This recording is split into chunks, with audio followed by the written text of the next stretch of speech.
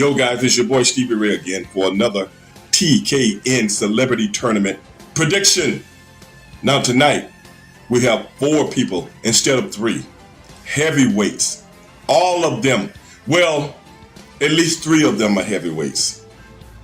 You guys will probably tell which one is not. But let's get started. The first combatant. Yes. From the arts. WGA award-winning actress, Miss Julie Brown. Secondly, award-winning actor, Scott Winters. Thirdly, yes, if you can believe it, Mr. Sonny Onoo. I really don't know any of his accolades, but he was in the tournament before and we actually do a podcast together. Fourth, last but not least, NBA Hall of Famer, a man of which I've watched many, many times, give the crossover. So I want to know if he's going to give the crossover tonight. Mr. Tim Hardaway Sr. If anybody can do it, he can do it. But my 3 combatants that are going to go to the next round, Miss Julie Brown, Tim Hardaway, last but not least, I think Sonny might just make it over the hump. See you on the other side. Peace.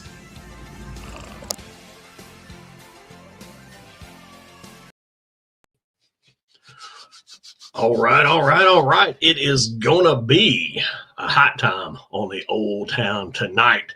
And almost amazed at finding myself in full agreement with our good friend Stevie Ray.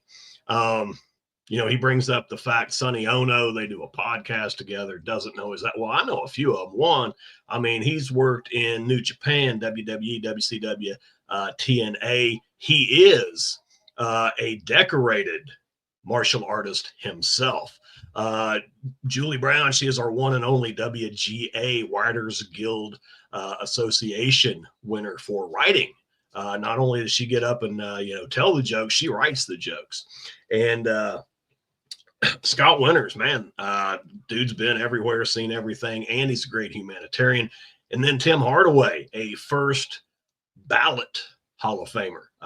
Avi educated me on that. I did not, wasn't familiar with the term. Hey guys, appreciate all you coming in. Hey, if you haven't told a friend, tell a friend, they'll tell a friend, bring all your friends, bring all your family, because this is one you don't want to miss. This is what we call in wrestling a fatal four-way dance. This is going to be off the hook, off the charts, and the diversity we have tonight, NBA, wrestling, comedy and writing, and storytelling. These guys come from all different places, and we're going to put them together in one digital room with obvious topics, and we're going to get to see and hear what happens. This is some crazy stuff. But you know what? If you think about this. You saw Stevie Ray. We talked about Sonny Onoo. And if you know me, then you know we're all with wrestling. I wrestled for 3 decades. Stevie Ray about the same. Sonny Onoo's been in it for gosh knows how long. And look at all the professional wrestlers on a roster. Jesse Ventura, Jake the Snake Roberts, Mick Foley, Sergeant Slaughter, Rob Van Dam, Riddle. There's just so many. Hacksaw Jim Duggan. My goodness, $1 Million Man. We are inundated into the celebrity tournament. But we're not the only faction. I've heard rumors that the basketball guys, these tall fellas, are all gathering over in this corner and they're talking about what they're doing, how well they're doing. And you got the storytellers gathering up and in their particular lingo expressing how well that group is doing. And other groups, the Olympians are kind of together. And then you got musicians and comedians, and factions are starting, folks. You need to think about the different factions involved And I would love to see a comment or 2 or 20 on what faction you think is actually the strongest. Do you think it's the actors / storytellers, the musicians, the pro wrestlers? Who do you think? I think my opinion is pretty transparent. I'm going with pro wrestlers. Jesse Ventura has always been mentioned as a top contender. Always. $1 Million Man is absolutely no slouch. Jim Duggan connects with people. And Mick Foley, my gosh, he's a force. But you know what? So am I. I am not counting myself out just because those guys hit the big time. And I stayed an indie guy. But I've done it for over 3 decades, same as them. And I've proven myself here. So I'm saying a wrestler's going to do it, and it just might be me. I feel good to say. But I know something else tonight. Howard BS Collado. I know you're back in the backstage, as we say. And you got a reprieve. But this Wednesday, March 12th, 8 p.m., on the Black Box, on the TKN business page, we shall meet for the final time, ready or not. Because I gave you a week to get your mind ready. So you need to quell the voices if you can. You need to clear the screen so the ghosts aren't there bothering you. You need to bring it all because I'm going to take it all, Howard.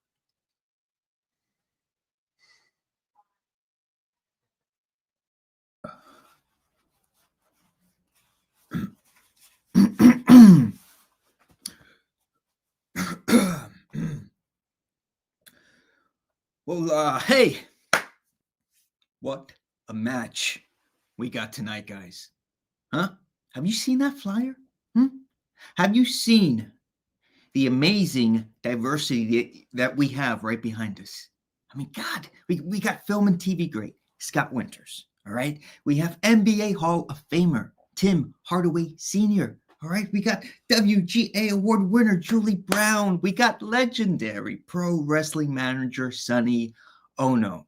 Now, guys, that to me is a beautiful, diverse, eclectic lineup. And that to me is so much of what we are about here at TKN. But alliances are being drawn, guys. Right? You got the basketball players, like Rick Barry, Rick Mahorn, Spencer Haywood, right? We got the amazing wrestlers like, WWE Hall of Famer Jim Duggan. We just saw Stevie Ray, another Hall of Famer, Jake the Snake Roberts, all right? And then we got storytellers, comedians like John Lovitz, Tommy Davidson, Robert Wall. I mean, and the names go on and on.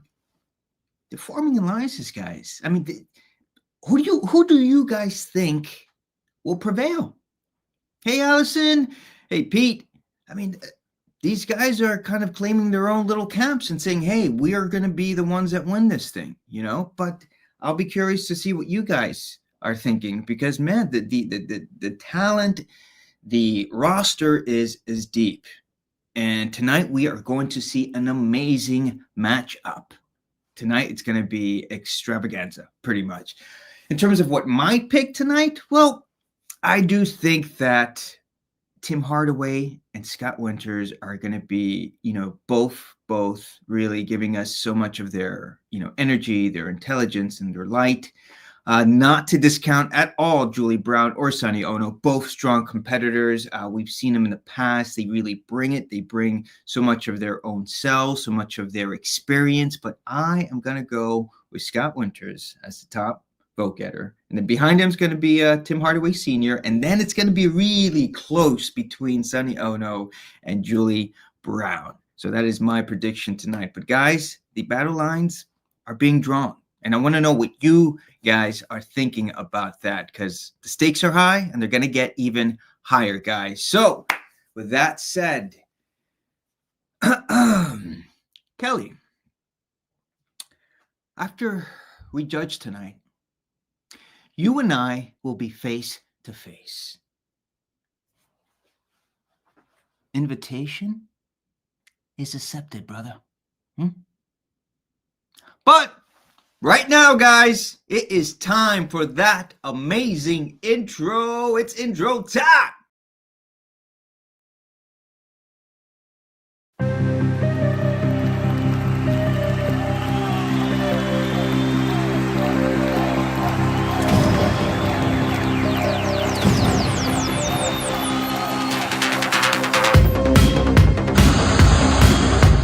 And it's also wonderful to hear people talk sanely to each other. You have something amazing going with the show because you're there and you're educating us. Sure. Your platform gives us an opportunity to really let our guard down. And I've never told anybody in public about that experience with my dad. And on your platform, I don't know why I did that, because it's so comfortable and we're talking about things that matter.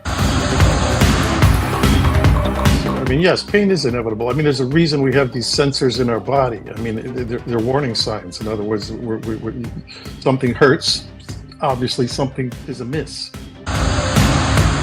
She told me her story again about her and her dad, but she also said, by the way, my father passed away. She's an only child. She didn't have any family. And she asked me to walk her down the aisle. That's the part that changed. It's just that cruel moment of when you realize there is no hope.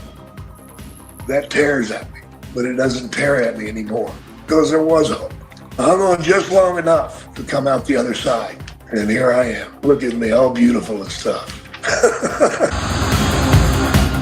This thing has drawn me out of myself and thereby drawn me into myself. But I learned a lot, and from you, I always learned something from you. Continue to work as hard as you can, because by working, Avi, you will keep yourself busy and get used to the grief.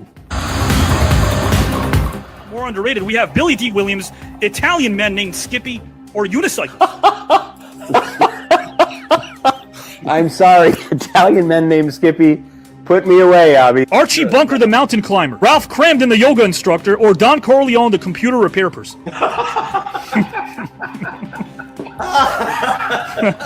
It's clearly an issue with the hard drive. I'm going to go Don Corleone. Where I went around, I visited all the adults first in the Stony Brook University Cancer Center, and then I visited the children. And I would say the adults were at least as enthused and joyful to see Santa. And I got a chance to get to know Joe Weeda. Joe was like a second father to me. He took me under his wing. He introduced me to art. He introduced me to history.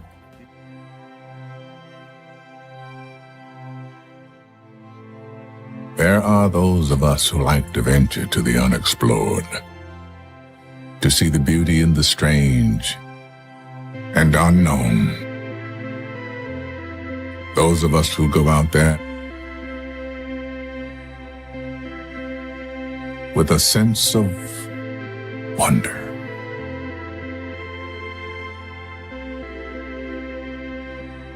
It's the magic of risking everything for a dream that nobody sees but you. Beyond this place of wrath and tears looms but the shadow of the shade. Yet the menace of the years finds and shall find me, unafraid. God, matters not how strait the gate, how punishment charged the scroll. I am the master of my fate. I am the captain of my soul.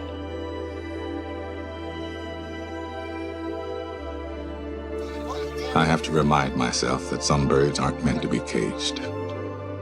Their feathers are just too bright. And when they fly away, the part of you that knows it was a sin to lock them up does rejoice.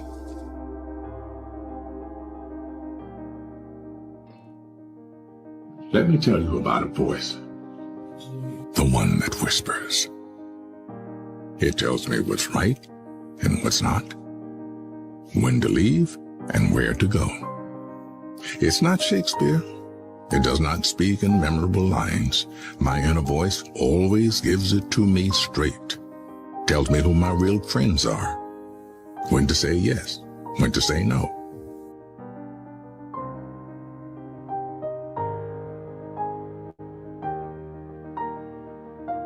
Whether the person sitting next to me is the one I'll be spending the rest of my life with. You already know that dedication, hard work, and perseverance gives positive results.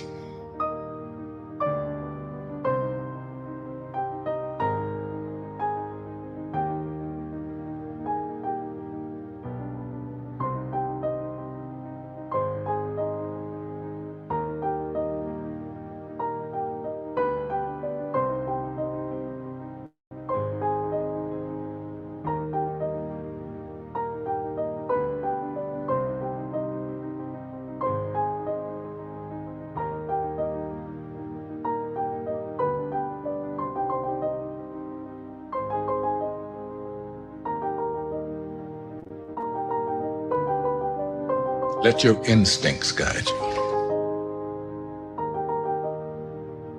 What would you do if you weren't an actor? If you didn't make it as an actor, what would you do? I have no idea. I would act somewhere, because I'll die if I don't.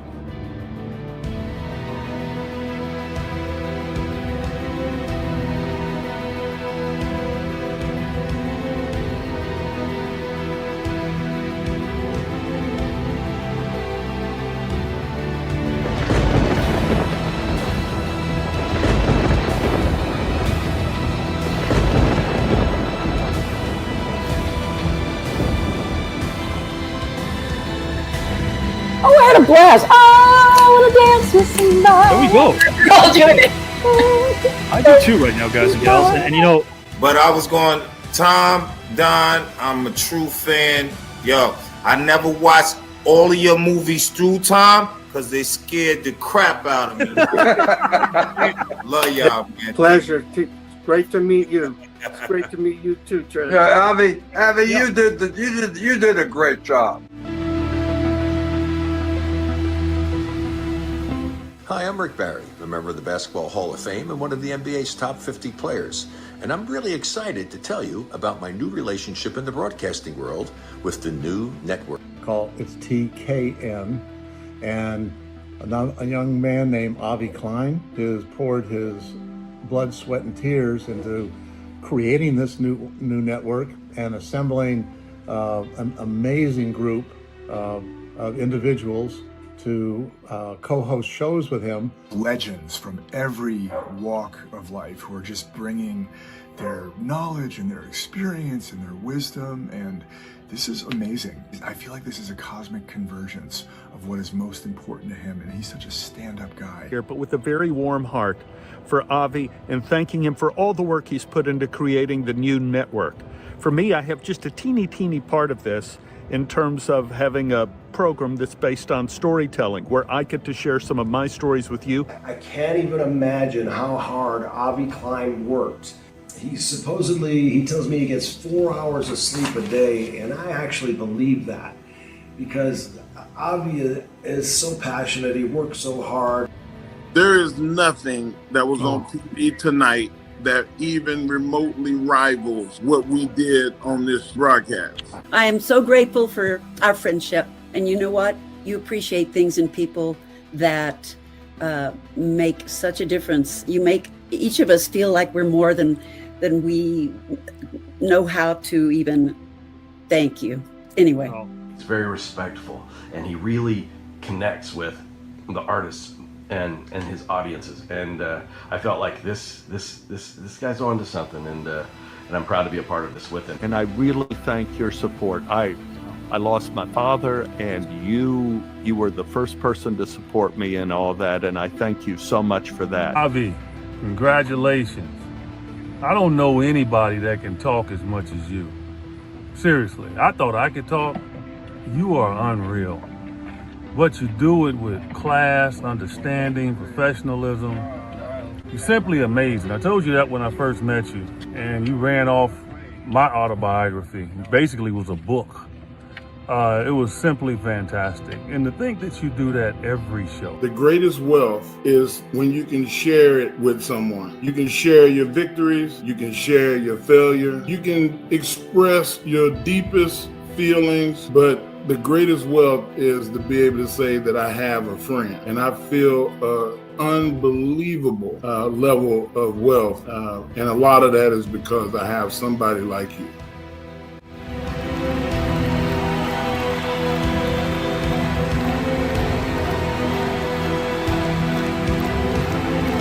Last name Ventura, first name Jesse. I'll tell you this, Avi, you definitely do your homework. John Amos. Man, what an introduction. I hope I can live up to that. God bless you. I hope you're getting paid a lot. That was the greatest intro I think I've ever had. So I'm highly impressed. So I would give this a very high A. Well, thank you very much. I can't think of a better way to begin the new year than with you. Avi, always great to hear your voice, kid, and to hear your intros. You're amazing. Last name Davidson, first name Tommy. Nice. I think that's the best intro I've ever had. Did you have a nice time tonight in the green room? I had a great time. I can't tell you how refreshing it is that somebody knows what they're doing. Avi is a poet, but he doesn't know it, but his feet show it. You're unbelievable. Well, you're the best I've seen. You're the Michael Jordan or LeBron James, whoever you want to make the GOAT.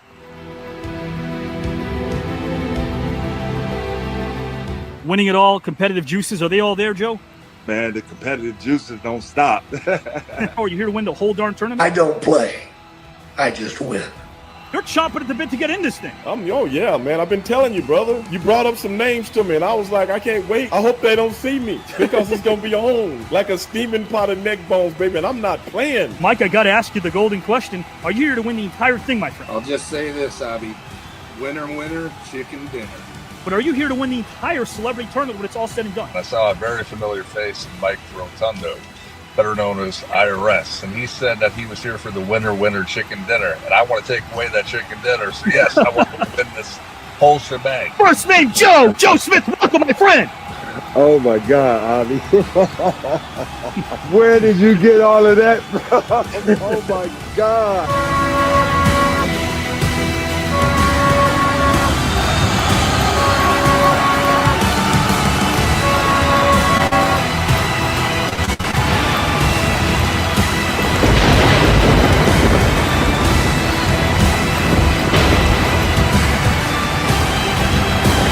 Guys and gals and pals, it is Saturday night, and I feel all right because of what this network stands for, and guys and gals and pals, what these great human beings behind me stand for.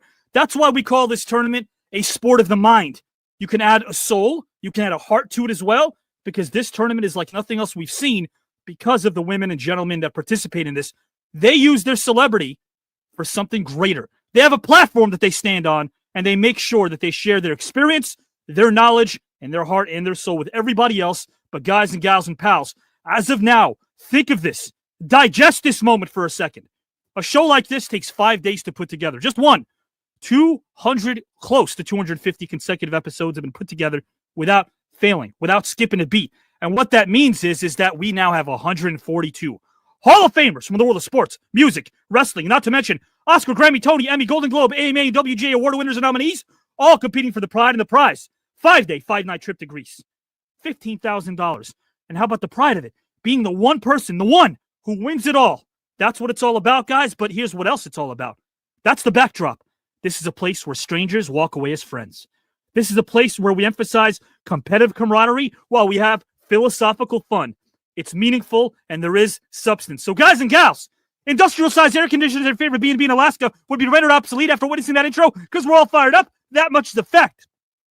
You've all experienced luminary after luminary. Enter this virtual arena. Indeed, this tournament is quite stacked. I dub this vision of mine edutainment because I place emphasis on entertainment and education. Because on this station, we celebrate those that are passionate about their vocation. And this format is anything but the same old. So I thank you for embracing the innovation and expressing your constant elation when taking in the most star-studded tournament of them all. A place where competitors convey their level of admiration while we marvel at the information, passion, and perspiration when observing this wide array of talent that make up the population of strong-minded thinkers that enlighten us, which is why I subscribe to conversation, because listening and applying is how we get to our destination. We're all so much closer than we are apart, much to the chagrin of the media, which is why this show offers a demonstration about what's right about us as a society. So for the new viewers out there who have a fascination, sit back and enjoy as I put a cap on this verbal dissertation. Let's sit back and realize what we've witnessed in this tournament oh so grand, where 142 Hall of Famers and Hollywood Award winners and nominees own this land as we discover and rediscover our humanity through open dialogue and expand. So be prepared to give a hand to competitors that are about to work their sweat gland. All the while, our attention they command. It's my honor to present these wonderful men and women who don't see themselves as merely a luminary. So it's a pleasure telling their life story biographically while condensing it with rhymes and a melody. With 15 grand and a 5-day, 5-night trip to Greece on the line, one cannot forget about the pride and the prize. So with that, let's all rise and reprise our roles as educational voyeurs that never chastise or agonize, but rather revel in our beautiful reality without needing a disguise. Because here on this network, we're allergic to lies. The bard Mr. Shakespeare once said, "It's not in the stars to hold our destiny, but in ourselves." So if you love something, then don't hate others that do, because doing is the sweet nectar that's most rewarding. Take a moment to breathe, admire, your desire to aspire, because if you don't, life will be but a blur of this, I'm sure. So never hate the flower for starting out as a seed. Ever. Long distance running is essential. It's not a stampede. So don't run anyone over on your way to the top. Focus on yourself and never forget to cheerlead, guys and gals. Root for your loved ones and lift people up. Right now, guys and gals, this human fortune cookie is done. And I hope that you guys are ready for our first participant. A resounding Japanese proverb says, in the struggle between the stone and water, in time the water wins. I say that while credibility has many facets, it wears no costumes and no disguise. It's clear as a crystal. In this path of existence we're all on, it's a privilege and a blessing to be in touch with credibility. It strengthens our very core. It recognizes how we benefit from its energy. But the works must be conceived with fire in the soul and executed with clinical coolness. If you know the enemy and know yourself, you need not fear the results of 100 battles. And this man has been through many battles, but has always come out on top, guys and gals.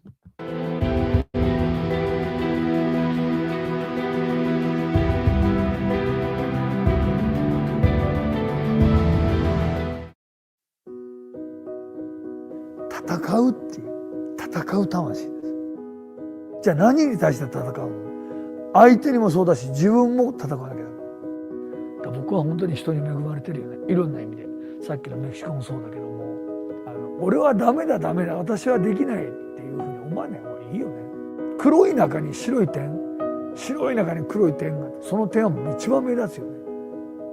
そこだと思うよ。ちょっと偉そうなこと言ってるけど。僕お前は本当に前向きだねってよく言われるんですけど、しょうがないんだもん。山本さんにも山本小鉄さんにも言われたんですよ。武器がたくさんある方がいいやん。持ってる武器がね。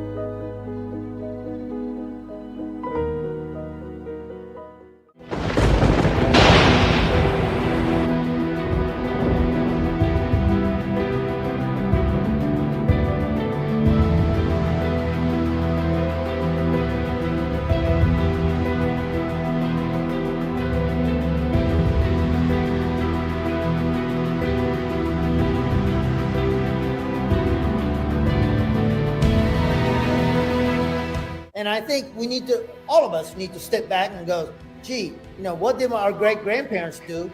In my case, what did I do to give my 4 children an opportunity to go to university and to graduate and having a great life of living an American dream? You have to have opposition, or at least other point of view. And I think when I say other point of view, you have to be able to listen to other point of view, see if that has a merit. Sure.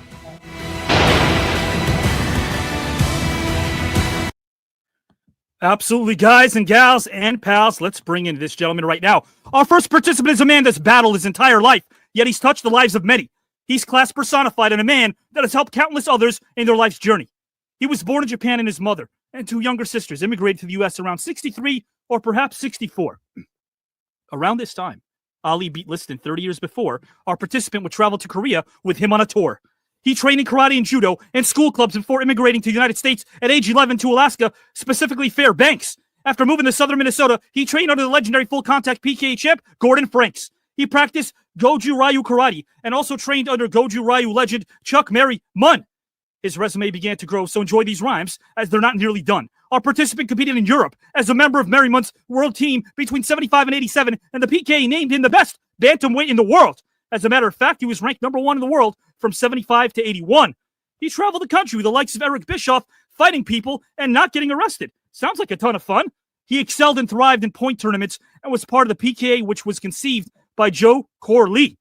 This was years before he managed the greatest, such as Ultimo Dragon, Jushin Liger, Psychosis, and Mr. Nagata UG. As the liaison of New Japan talent to WCW, he bridged the gap between two cultures and established a global brand.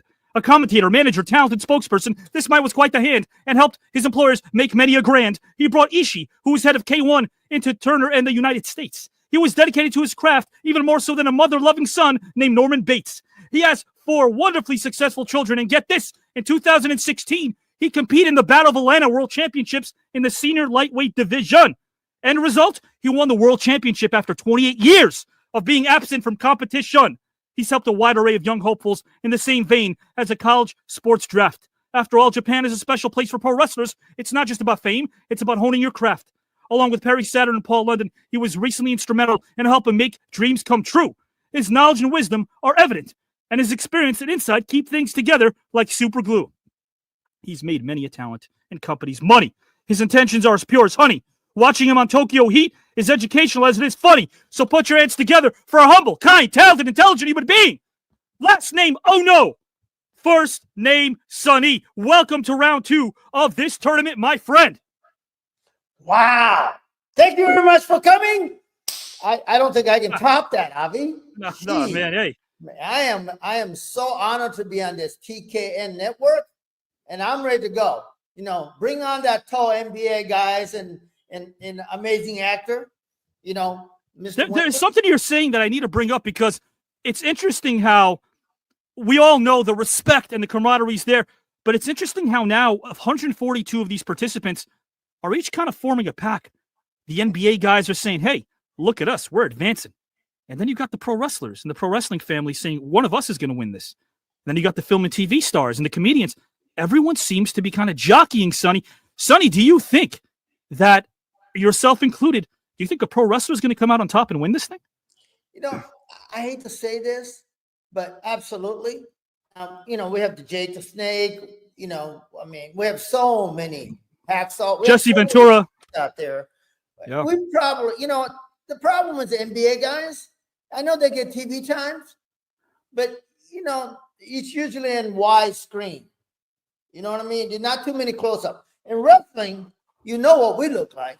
You know, the camera's right on our face. But wouldn't you agree that of all the sports, I've always said this, out of all the major sports, me being a basketball fanatic as well, basketball is the most intimate because with hockey and football, you can't see their expressions. They got the helmets.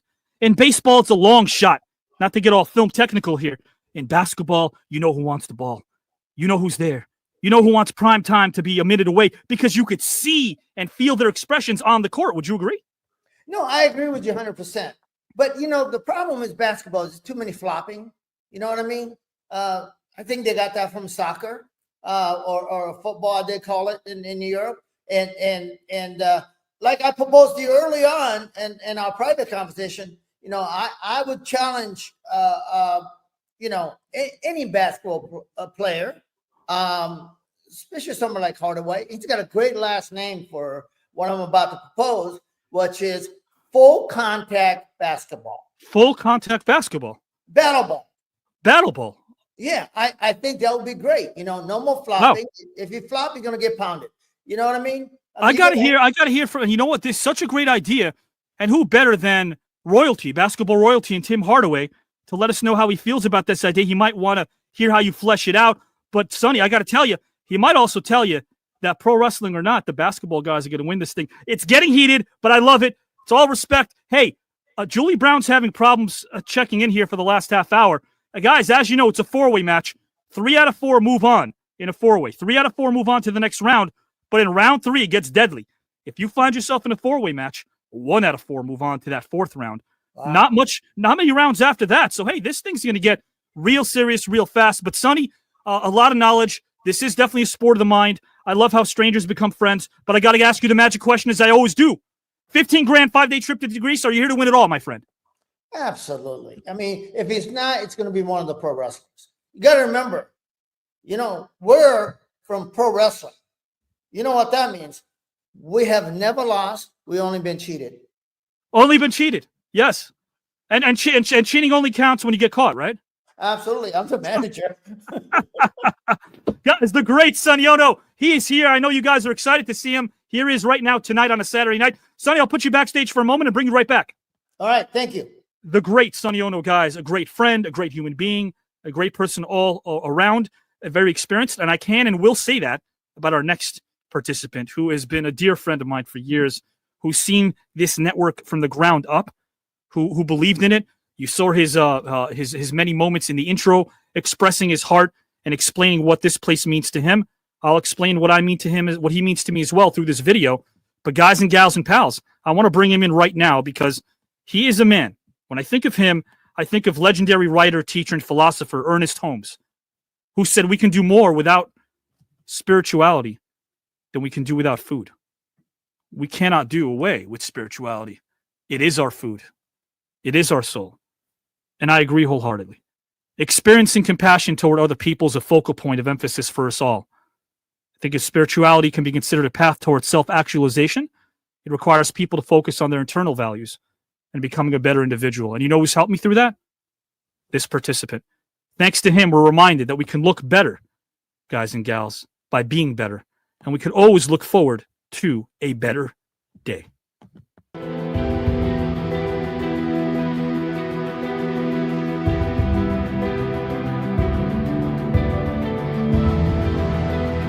Was working on Wall Street, and then he went to the Palladium one night and met a girl who convinced him to quit his job and become an actor.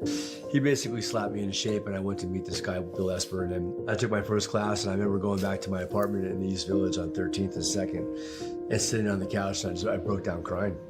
I was like, I found a home. Like, it just felt really natural for me. This is funny. Yeah, and my brother, who was on Oz with me, he became a boxer. He boxed Golden Gloves just because we got beat up so much. And my brother was a really good fighter. And when you can bring joy to people and make people happy and start a conversation, then that's a win-win. An actor's life is a real journey, and if you're lucky to be able to work, you work with great people and great directors, and when you look back on it, it's like, it gives you like a warm, fuzzy feeling.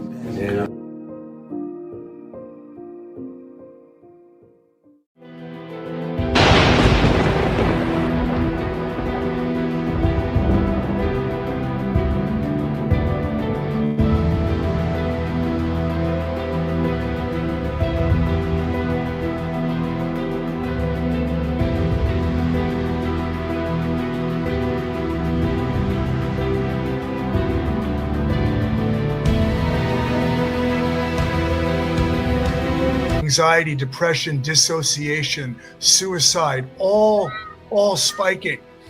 And I would say that our students are facing a huge lack of meaning. And that would be the foundation of this identity crisis. I would call it a spiritual nihilism.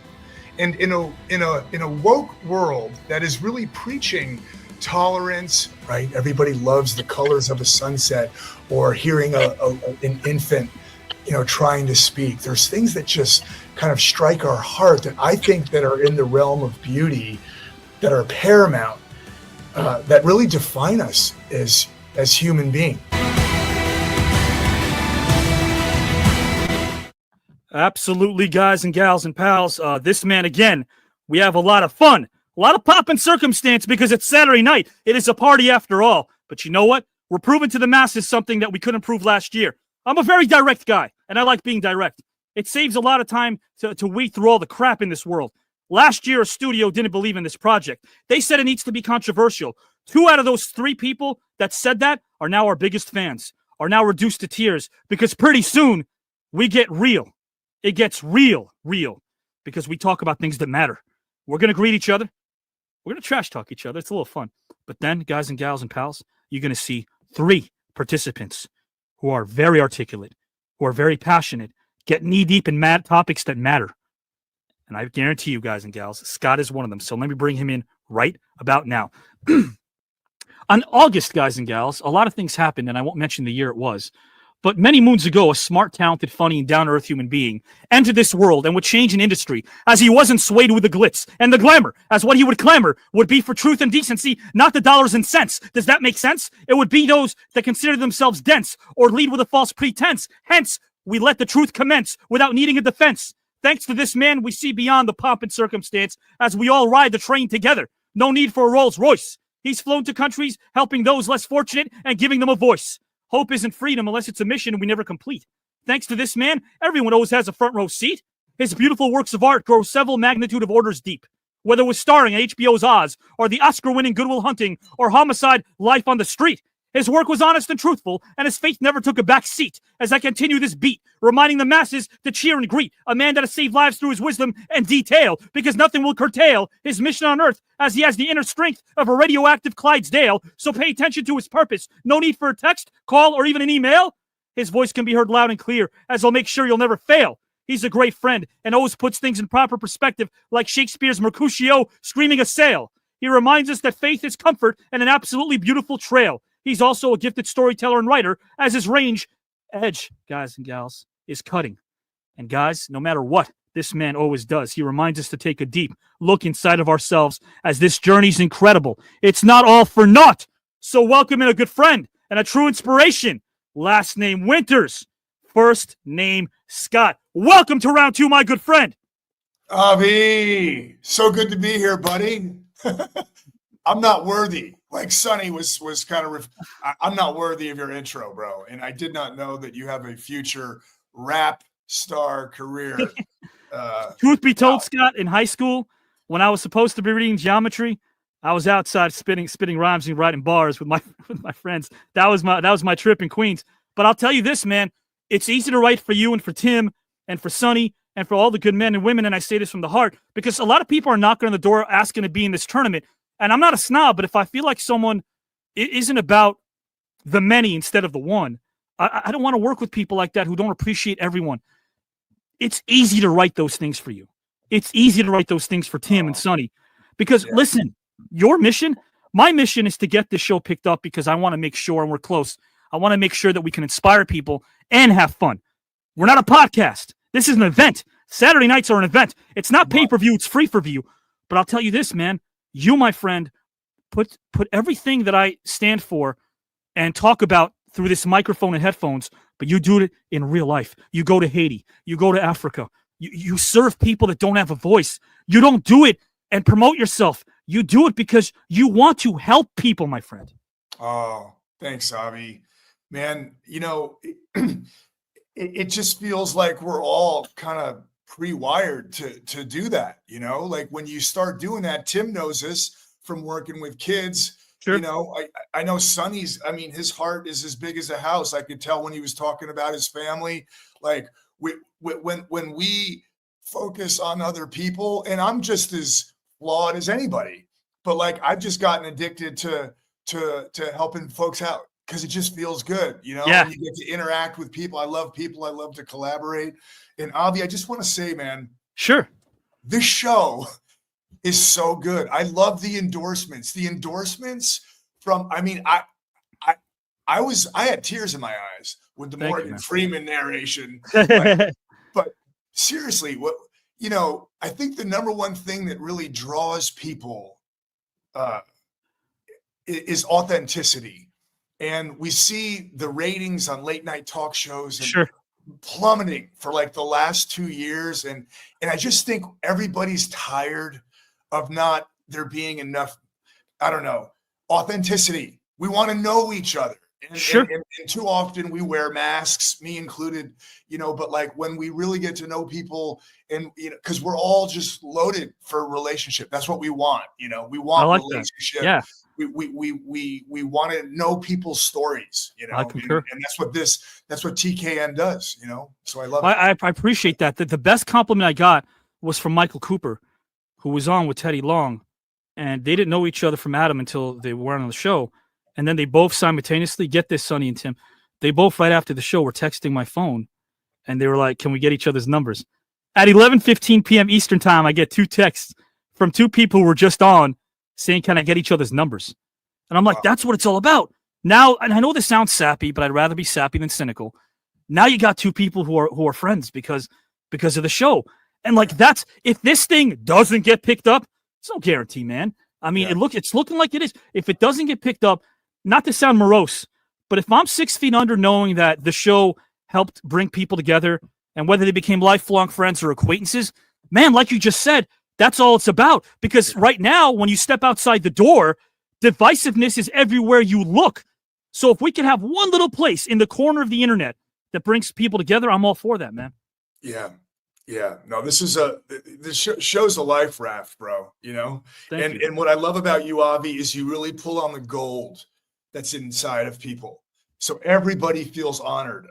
I know You should be. And Sonny, Because you guys are awesome. Everybody that I've ever interacted with through TKN, everybody just has this, they feel this unexpected like joy bomb, because they're like, yeah, I'm going to do this grassroots kind of podcast thing. But then they come on and they're like, wait, like there's like super legitimacy to this that a lot of other networks and shows don't really have. They don't know how to do it. Thank you so much.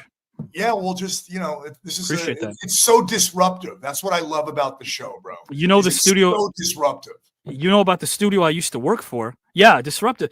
And they told me we don't want to pick up the show unless we get the rights to it. If we ever decide to order 6 episodes, 8 episodes, 12 episodes, whatever. I said no. And then I felt lost and I prayed. I'm going to say this now. I prayed really hard. And I didn't pray for something. I prayed to God and told him, thank you for the adversity because I feel like I need to go through it. Does that make sense? Like, it can't be too easy. So I'm like, thank you now for giving me a roadblock. And a month later, I got a call from a friend who said they want to see if you're interested in screenwriting for them. And they also want to talk about your show. And I'm like, well, if they don't want creative control, let's talk. And we talked and we came up with a deal in 48 hours.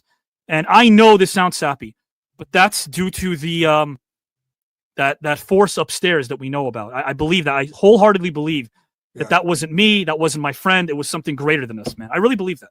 Yeah, man. Well, I don't know. The Bible says it's through many tribulations that we enter into the kingdom. And, it's so easy in our culture.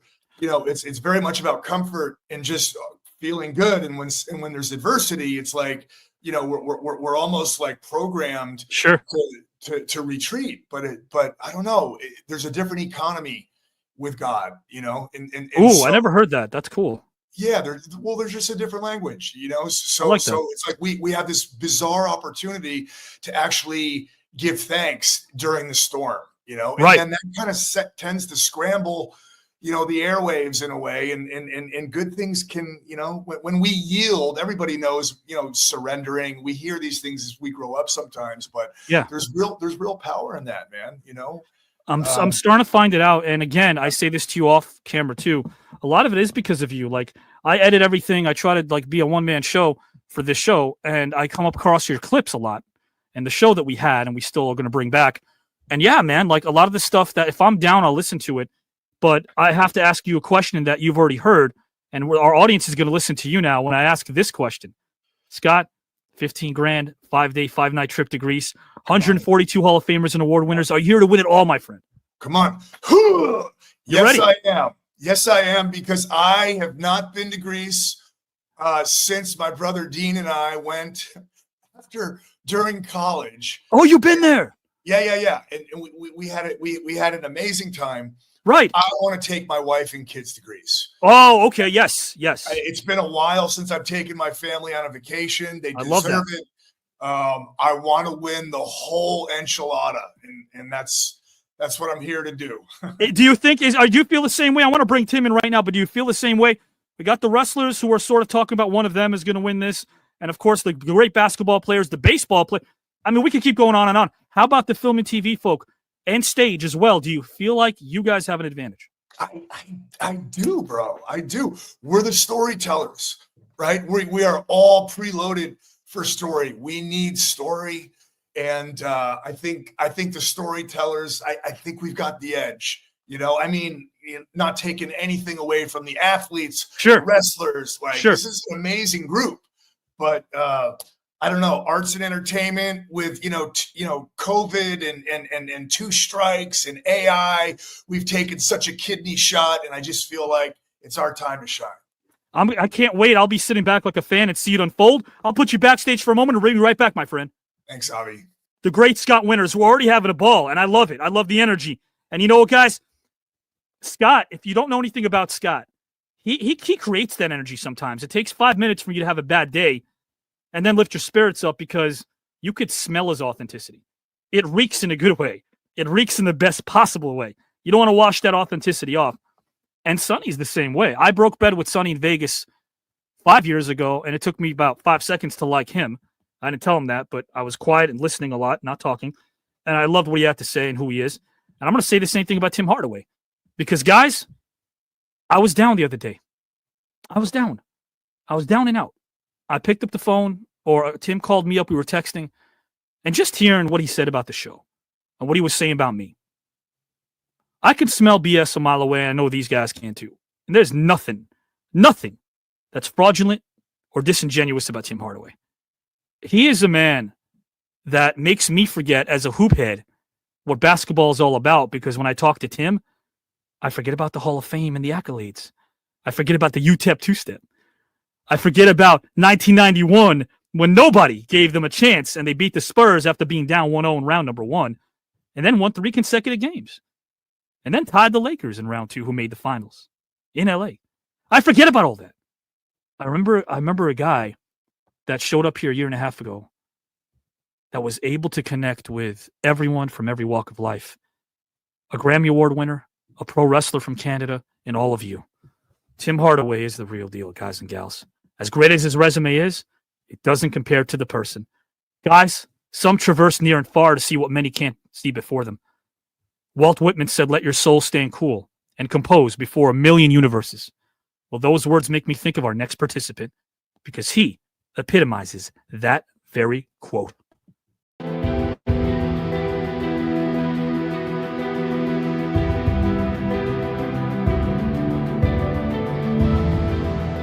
Discover what you're going to be in life. Set out to do it as if God Almighty called you at this particular moment in history to do it. Set out to do a good job and do that job so well that the living, the dead, or the unborn couldn't do it any better. I must be measured by my soul. The mind is the standard of the man. Finally, in your life's blueprint must be a commitment to the eternal principles of beauty,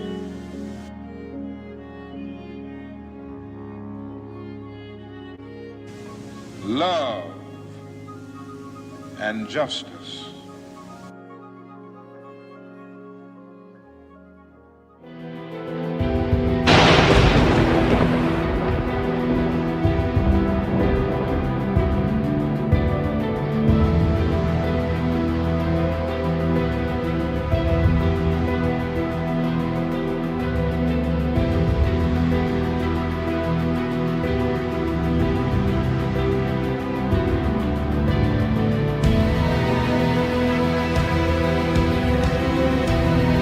My parents, they always told me one thing: be confident about yourself.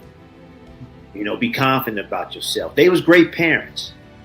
But my dad had a disease, and he couldn't overcome that disease until, I guess, 1995, when he really stopped still stayed engaged with my dad, even though he wasn't around the house, and his friends, because they always had a lesson in me while I was growing up. And that lesson, it always helped me get through the day, because whatever they said, it kind of happened each time. You know what else, guys and gals? I appreciate our friendship that's growing, because you heard what this man just said. Something that could relate to all of you. That's what he does. He speaks and wants to be able to make sure we're all on the same level. So, guys, our third participant is one of the greatest of all time, and he revolutionized the game of basketball. And in a moment, this virtual arena, he will enter. His father, Donald, was a playground legend. He was 6'3", 6'4", and he played the 5, otherwise known as center. This incredible competitor dribbled the ball during halftime and timeouts. Watching his father play years later, watching him dribble the ball was like ballet, as his talent was on full display. He was always the leading man on the court, like Marlon Brando doing his thing on Broadway in a play. In the 5th grade, he made the 6th grade team, then the 7th grade team, and as a 6th grader, he made the 8th grade team.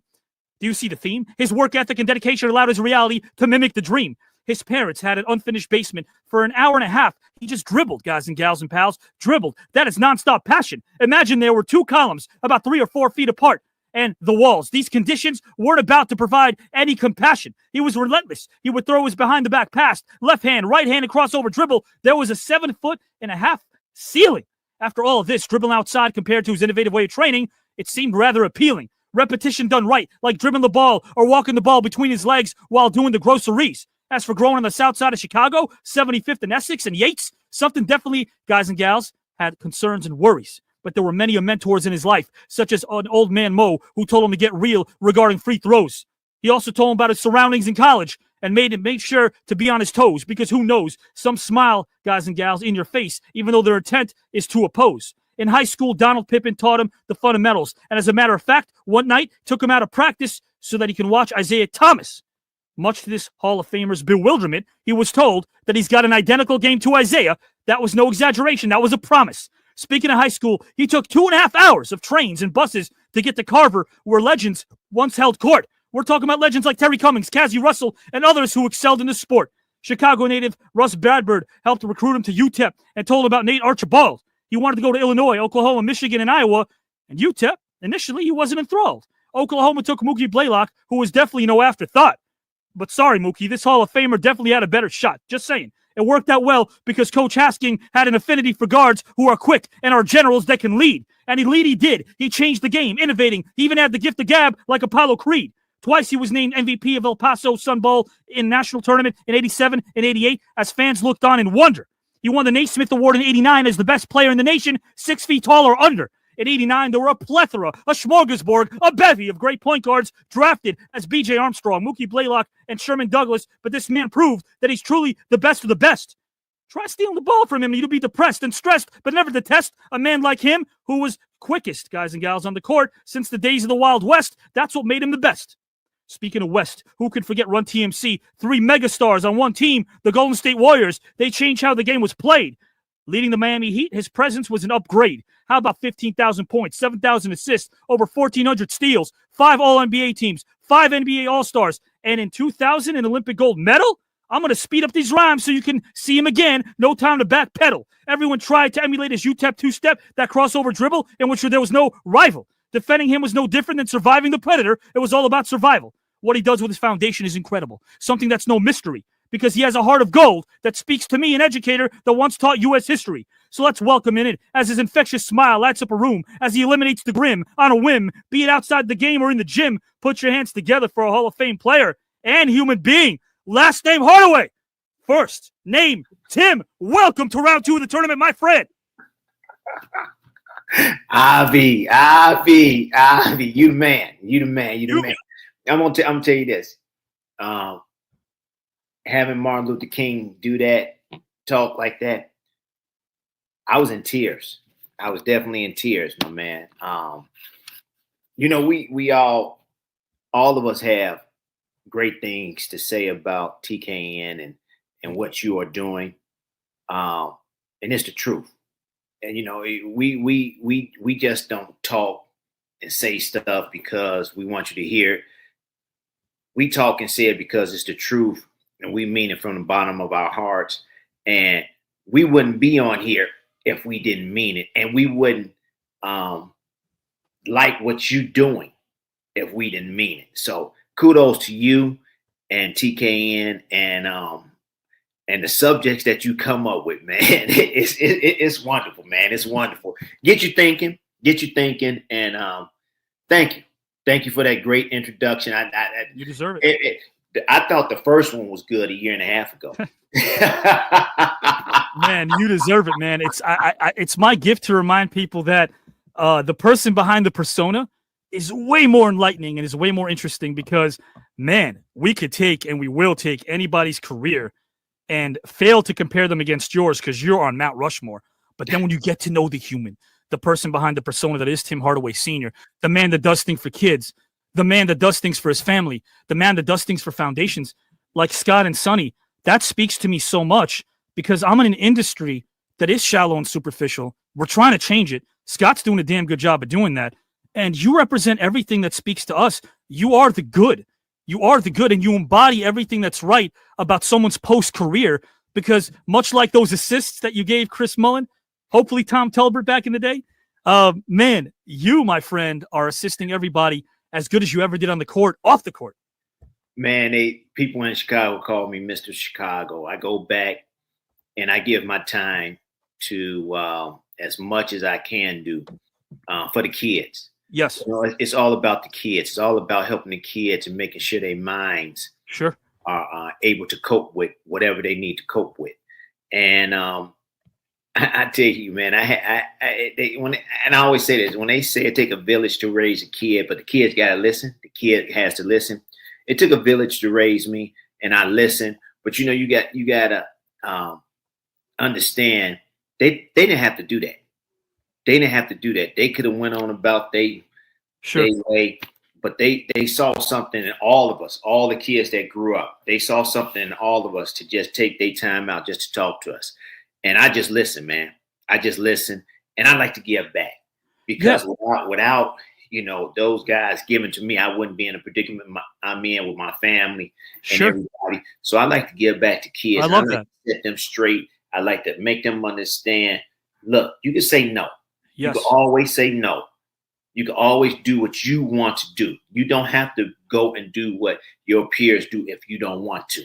You got a voice in your body, in your mind. You need to use it if you don't want to do it.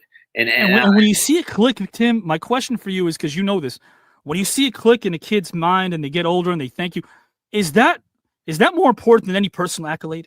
Oh, no question. Okay. No question. I have grown men and women now that's 25, 26 years old, went to my camp, 89, 90, 91 in Chicago. And they said, Tim, you know, thank you. And I don't even know. I'm in, you know, somewhere in Walgreens or CVS or something like that. And I don't even know these people. They come up to me, they say, thank you. I said, well, you know, you're welcome. I said, but for what? I went to your camp, you know, and you did a wonderful job at the camp. But what stuck in me is, in my mind was, I could do whatever I wanted to do if I believed in myself and if I had confidence in myself. And I could always say no. It was me that was living, not them. And that always resonated in my mind. And some kids be like, that was the best camp because I didn't have no structure. Now I got structure in life. You know, they come in with different things. So that's what it's all about, man. When them kids or them grown people come and they see you and they tell you that, I mean, it puts a smile on your face, but you know, it makes you feel really, really good. And you do that across the board, man. And guys, I want everyone to know his tireless efforts do not go unnoticed. I want to talk about what Tim does again, off camera and on camera, so you guys can understand that. We thank our sponsor right now. We are also going to talk about them momentarily, but it's our topics, Tim. And speaking of these topics, I got to ask you the same question before I talk about Greece and winning it all. Is there sort of now this, I'm getting it from Joe Smith, I'm getting it, oh God, Jerry Lucas, Rick Barry, a lot of the basketball, they're all talking about how one of them is going to win this. You're a Hall of Famer. You're on Mount Rushmore. Do you feel like a basketball player is going to take this over the wrestlers, the actors? What do you think? No question. No question. We grow with history each and every day. The history of basketball, the history of sports, the history of your city, the history of your background, where you come from. each and every day we was reminded about our history. And you know, it's a lot of people think sports figures and basketball figures are not smart. We just went to school to play basketball, to make it to the NBA or try to make it to the NBA. We went to school. We got great grades. We got great GPAs, and we graduated. So no question, it will be an ex-professional basketball player that will win this competition. No doubt in my heart. And will that person be you? 15 grand, 5-day trip to Greece, Tim Hardaway? No question it will be me. What are you thinking? That's why I'm here. That's why I'm on it for. That's why I do my homework, man. Yes. Yes. Tim Hardaway Sr.'s ready, guys. At this moment, they're all going to be on screen together. Why? Not only do they make a difference, not only do they do the research, guys and gals and pals, but they're here on a Saturday night in your living room to educate and entertain you wholeheartedly. Scott Winters, welcome, my friend. Sonny Onoo, welcome, my friend. Here we got Tim Hardaway. Tim and Sonny might have a conversation a bit later. We'll get into topic number 1 right now. But guys and gals, here we go. Representing pro wrestling, Sonny Onoo. Representing the great institution of the NBA, Tim Hardaway Sr. Representing the film, TV, and stage world, Scott Winters. Let's see how this thing goes down. If Julie signs in, she'll still be a part of this, guys. 3 out of 4 move on. Let's see how it goes. First topic, I'll bring it up right now. The first person that will tackle the topic is Scott Winters. He'll talk, of course, the same question for Sonny and Tim. So everyone's got the same question. Scott's going to tackle this. If Tim or Sonny want to rebut Scott, that's optional. All they got to do is lift that index finger. I'll pop in and make it official. They can rebut him at any point if they'd like to. My friend Scott Winters, here, let me set this up for you. You've been assigned to go back in time and co-write with a deceased author, poet, or literary scholar. You have both been tasked and given the opportunity to rewrite an alternate ending to a major catastrophic event in history. Scott, which deceased author, poet, or literary scholar do you choose to co-write with and why?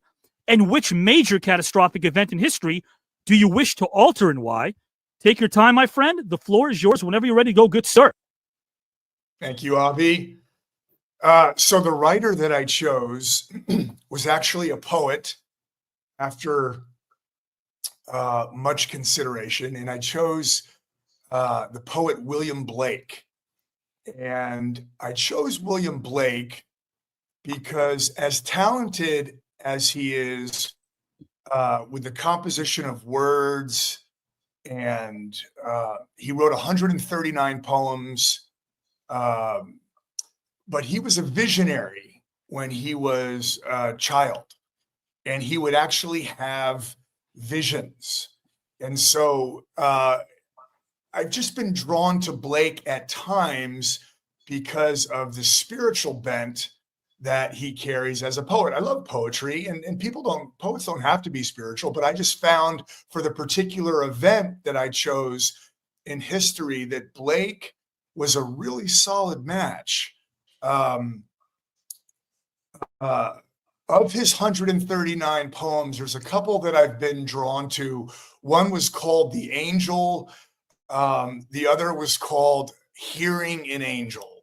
And Blake, as a child, had some visions, like I mentioned, and they were around the angelic. And I think it really informed his poetry throughout his life. But these 2 particular poems, which I don't need to read, but they were really specific for the historical event that I chose. And we all know how famous William Blake is. He's just, so the event, yeah, I'm hearing a bell. Is that you, Avi? No. Okay. So the event that I chose, guys and gals and audience, is, so this is going to sound deeply historical, but that's what we're doing. There's a conference in Berlin in 1884. It started in November of 1884, and it went into February of 1885. It's a famous conference called the Berlin Conference. And it was a meeting of colonial powers, 14 nations, France and Italy and Norway and Netherlands and Austro-Hungary and the Ottoman Empire, Russia, the United States was there. There were all these colonial powers that gathered in Berlin at this conference during what was known as the Scramble for Africa. And it was all about carving up the continent of Africa for its resources. And as I've studied this over the years, we have a nonprofit, and we love going to Africa and serving, and we unite leaders there. And because we don't want to come in and be anything but of service, because I've literally, since I was a kid, I have felt this debt to Africa. I hated slavery, learning about it growing up. William Blake had this personal abhorrence for slavery, which was also in part why I chose him for this. But so my thinking for the Berlin Conference, where literally that's where Africa got the reason why we have the issues that we have today, like take like Democratic Republic of Congo.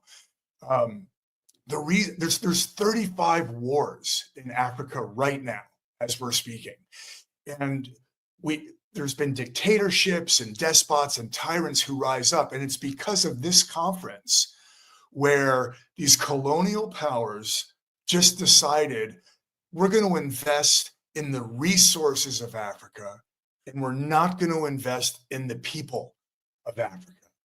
And so it's that kind of love for money, right, being a root of all evil. And that's why Africa is in the state that it is in today. And that's why Africa needs so much help. I have huge, outrageous hope for Africa, that the future is all about Africa. So my thinking was, because William Blake has this catalog of poems about angels, that William and I would rewrite the Berlin Conference, and that an angel would literally show up at the Berlin Conference, and rather than destroy everybody and all the leaders, and which is kind of fun to think about, but rather than show up like full-on gangster Optimus Prime, rather an angel would show up and release like a radical impartation of mercy, so that all of these leaders would suddenly feel a debt of gratitude, of love, of mercy for their African brothers and sisters. Because the implications and the consequences of that conference, and this was post-slavery. Now, credit to the United States, we didn't really know what the conference was about going in, because it was about regulation. We didn't come away with any possessions. We were one of 6 nations of the 14 that came away from that who didn't take from the continent. But the consequences of that conference are 100% the reason why so many nations in this beloved continent are having problems today. And so my thinking was that William Blake and I would rewrite the history of that conference, and that it would have become a benevolence conference. How can we serve our African brothers and sisters who, yes, have this mineral-rich continent, but they are precious and we cherish them. And yeah, so that was my thinking for the rewriting of history. Well, Scott, I want the fans to know this, because I know this, but we need to express this to everyone. Yeah.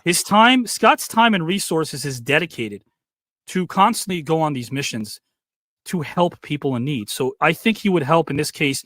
He would serve Blake pretty well, because Scott's knowledge of the region and the continent is vast. Scott goes there a lot. It's great to be able to talk to someone who does that. You've been there on the ground floor. You actually picked something that was interesting, because you go for the conference of 1884, and the outcome was crazy, because the conference resulted in the signing of the Act of Berlin. But one of the agreements that was established was so vague and general It was about rules for claiming territory. I remember reading about it years ago. And it said that a country could claim territory if it could demonstrate effective occupation. I don't have the words in front of me, but effective occupation, which was so vague because any establishing settlement can be overtaken by a military presence. And we know that that caused a snowball effect. And when you fast forward to today, with 35, no less than 35 wars in Africa right now, there's so many nations that struggle with institution and corruption, but there's no robust democratic institution in place or fair elections to even set that up. So talk about the quandary. Talk about being lost in hope, and you're there on the ground floor, so you know what I'm talking about, Scott. Yeah, and there's 600 million people who don't have access to electricity in Africa. It's insane. You know, there's 464 million people who are living in abject poverty, you know, and it's... Oh, my gosh. You know, Scott, I got to tell you, and Tim, my friend, guys, Tim's going to tackle this topic next. I want to ask Tim a question here because Tim knows this all too well. And my friend, if you want to just unmute, I'm going to ask Tim a question, guys. You were so instrumental in helping out people, whether it was through the NBA or not, but the NBA Without Borders, we lost someone that did so much for his continent and the continent Scott speak of in Dikembe Mutombo. This is a man that built hospitals. Manute Bol lost his life donating his money. Someone you played with, Big Manute. You had that great Manute Bol story last time in the car. But this is a guy that donated his money, what he made, knowing that he was going to probably die broke to help those people. Tim, this is definitely something that us as a country should stand behind. Would you agree? No question. I think we should stand behind it and help. We help a lot of people. We help a lot of countries. We've been, you know, and Dikembe, Manute Bol, a lot of the African basketball players in the NBA now, you know, have called upon us and the NBA to help out over there and the saving their population and wherever it is at and wherever they come from. And I think that, you know, Basketball Without Borders definitely helps in those countries. And, you know, we have an NBA kind of second, what I want to say, not team, but it's kind of roots over there that's helping that's fantastic. The nation over there have their own basketball league, and they help with growing the game of basketball over there. So, you know, we try to and help them understand, you know, if they like this sport, come over here and try basketball. And there's a lot of great athletes over there. I'm not talking about basketball players. Sure. There's great athletes. I went to school at UTEP with a bunch of Kenyans.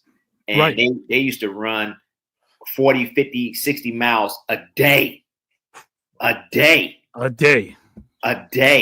it was just crazy, man. That's why they go into the Olympics and they winning all the time, because they know what they like to do and they know how to help their families out with different types of the sporting aspect to help, you know, raise money and everything and raise awareness to what they need. That's incredible. I think you know, we definitely need to go up there and help them out, because it's really bad out there. You're right, Scott. It's really, really, truly bad out there. It's horrible. And that's, again, 50, 60 miles a day. Just the other day, I was tuckered out and tired when my girlfriend asked me to go to the fridge and get her a Diet Yoo-hoo. 50, 60 miles a day. They make Diet Yoo-hoos, by the way, guys. Do you know that?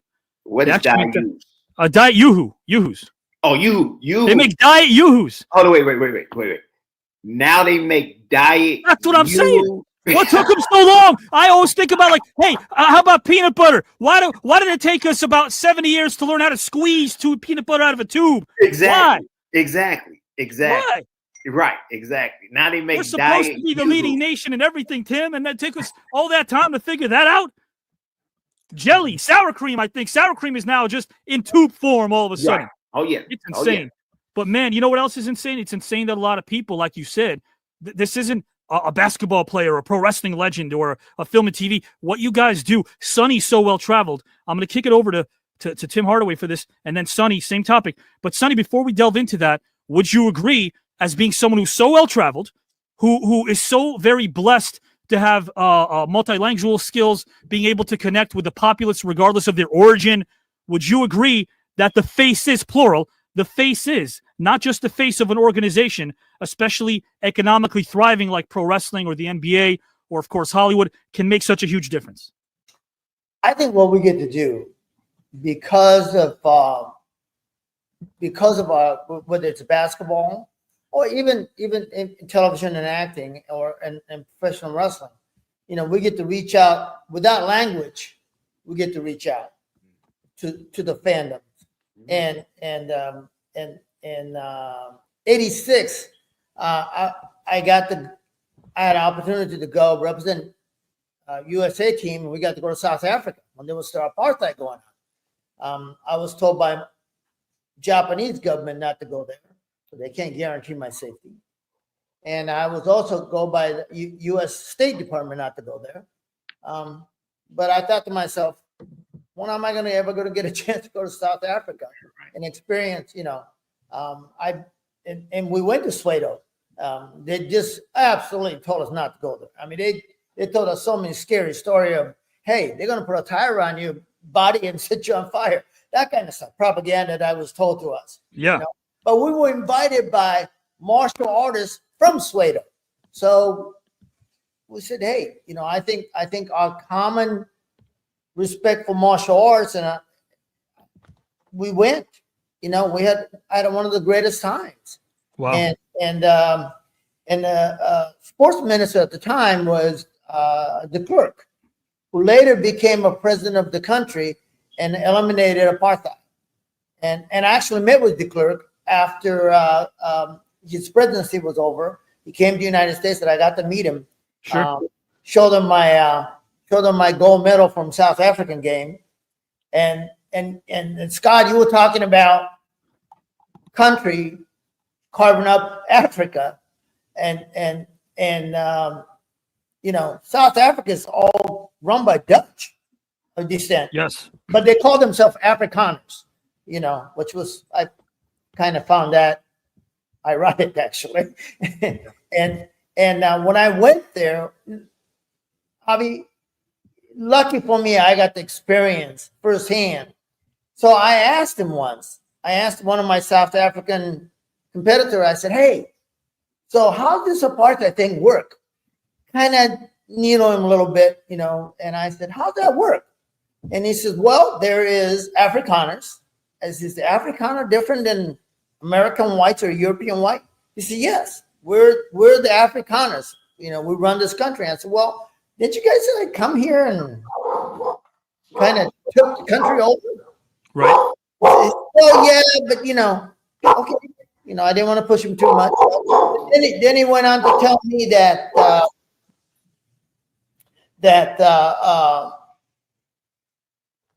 it's okay for country to take over the country because in their mind they were doing, you know, modernizing the country. You know, look how wealthy the country is. Sure. And I said, okay, so how this apartheid thing works? Because everybody had a different ID.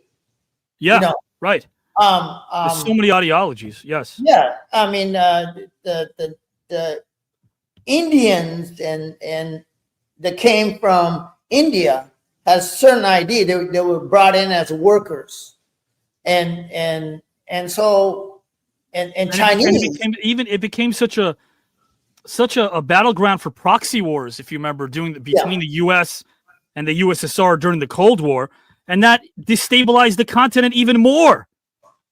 Well, I kind of narrowed it down and asked him specifically. I said, yeah, well, you know, I said, how does Japanese fits into all this? And he says, well, you're Japanese. I said, oh, so what's the difference between Chinese and Japanese, and can you tell the difference? Most of us can't. And so I asked him that. He goes, right. So I said, can Japanese guy go into a restaurant with you? He said, of course. He said, can Chinese guy go in a restaurant with you? He said, no, they're colored. I said, what's the difference between Chinese and Japanese? He didn't really have an answer for me. I said, no. So I kind of stepped in and I said, I understand. Yeah. Yeah. You have a Toyota factory here. We have a Mitsubishi factory here. Right. We have Daiichi factory here. Yeah. So it's all about not color about skin, but it's color of the money. Yeah. That's what it always boils down to. Right? Right, It Tim? always boils down to that. Is it right or wrong? It's all about it's all about money all the time. It's all about money.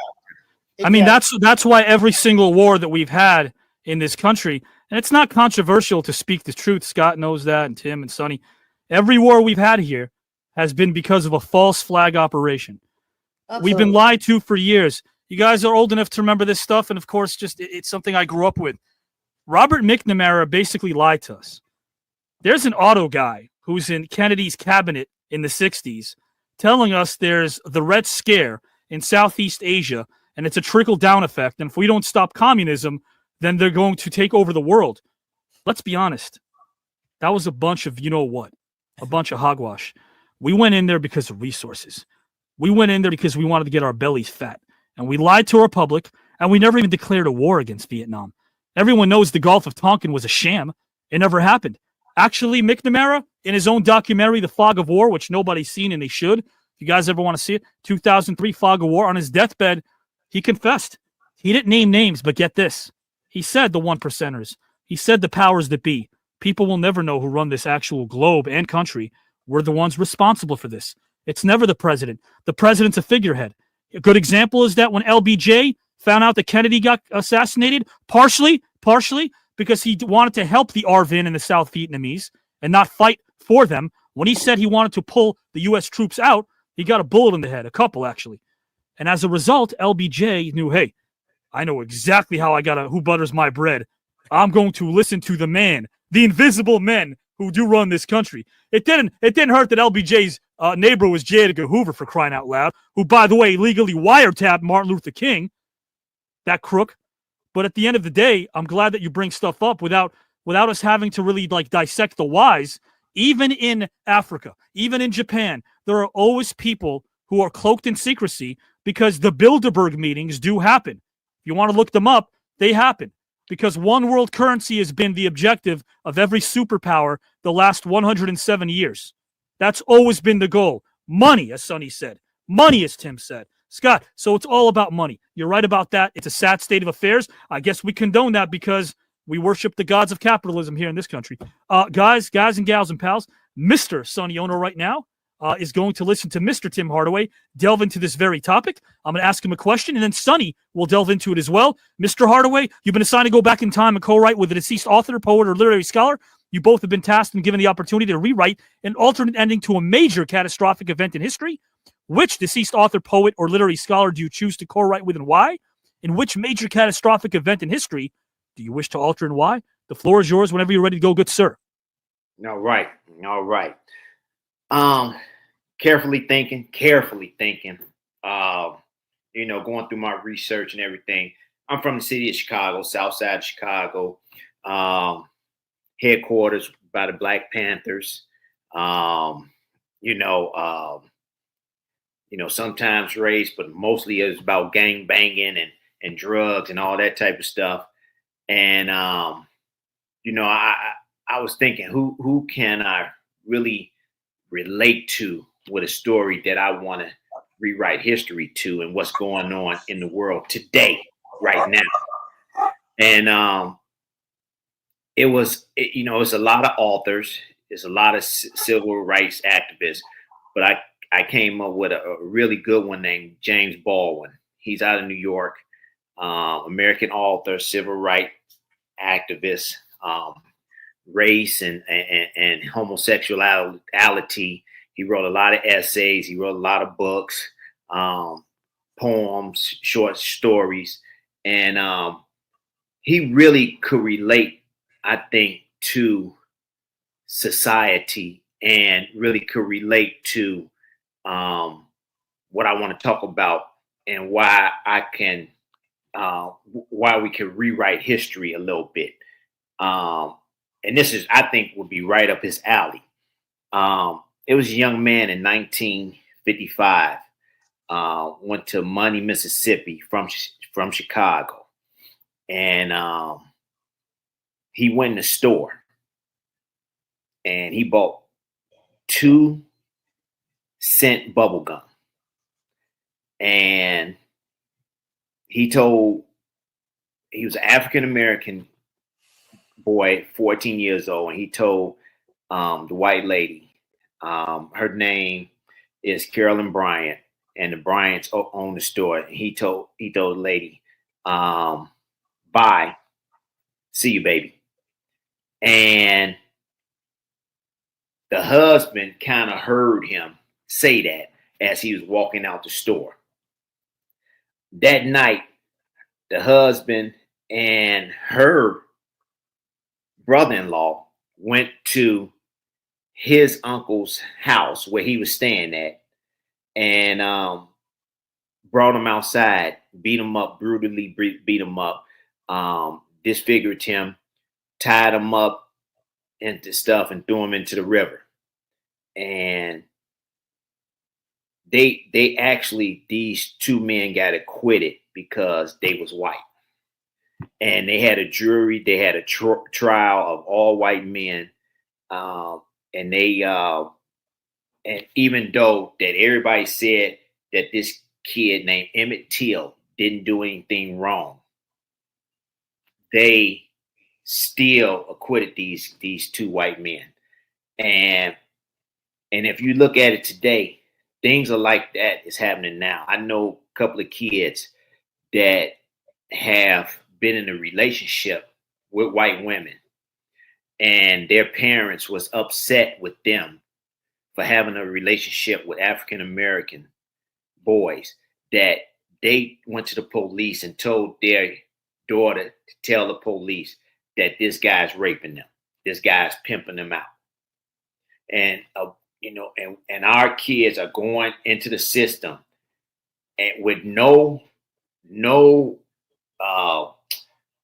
they don't have nothing to go on. They put them in jail for 5, 6, 7 years.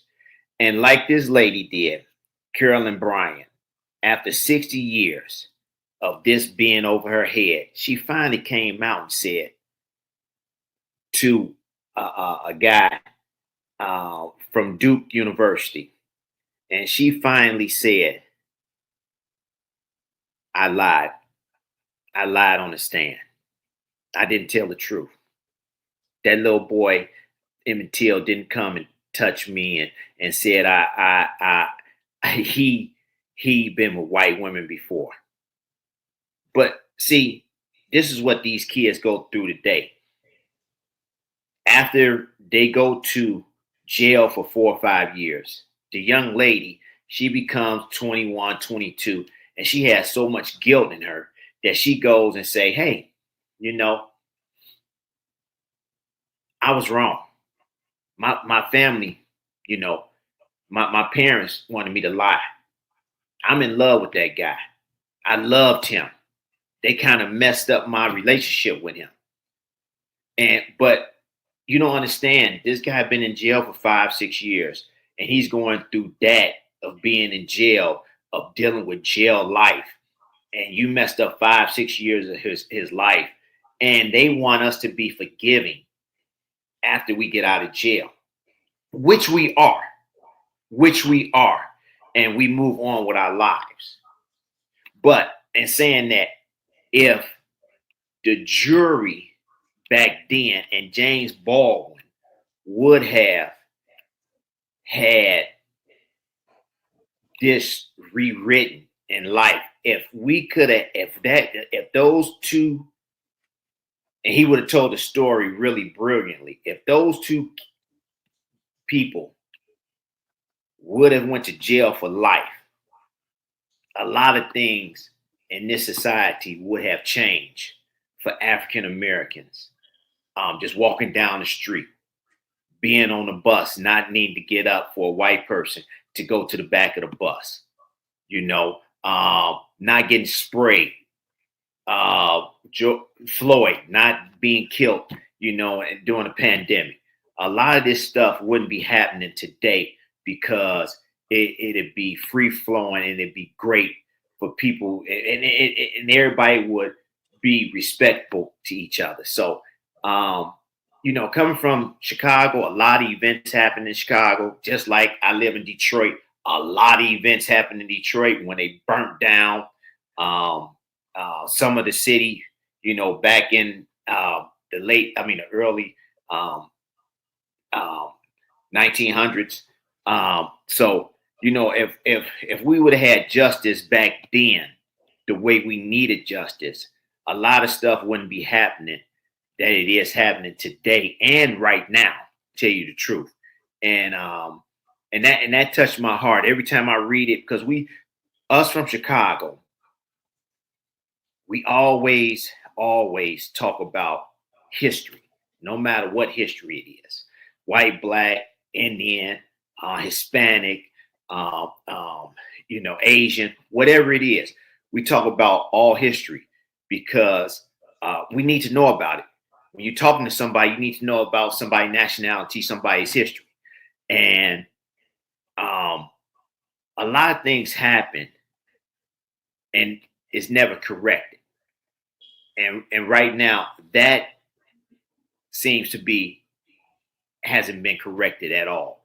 And it still resonates in a lot of our hearts, because we see that today and it's wrong. And we try to tell the juvenile system or the courts or whatever, but they still don't believe us because we still don't have a say. So that's I think James Baldwin, he would have had a big piece in that, and he would have rewrote history and helped people understand, especially because the way he was and how he came off to people by being a homosexual himself. So I think that he would have been really, really good. And you, because of what you just said, similarities. I think is similarities. I draw comparisons between so many different things right now. Like I'm thinking of Scott, I'm thinking of you, and I'm thinking of Sonny.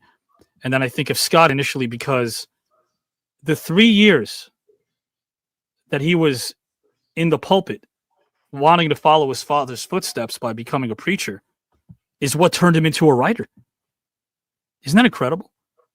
That turned him into a writer. The guy traveled to Istanbul, Turkey.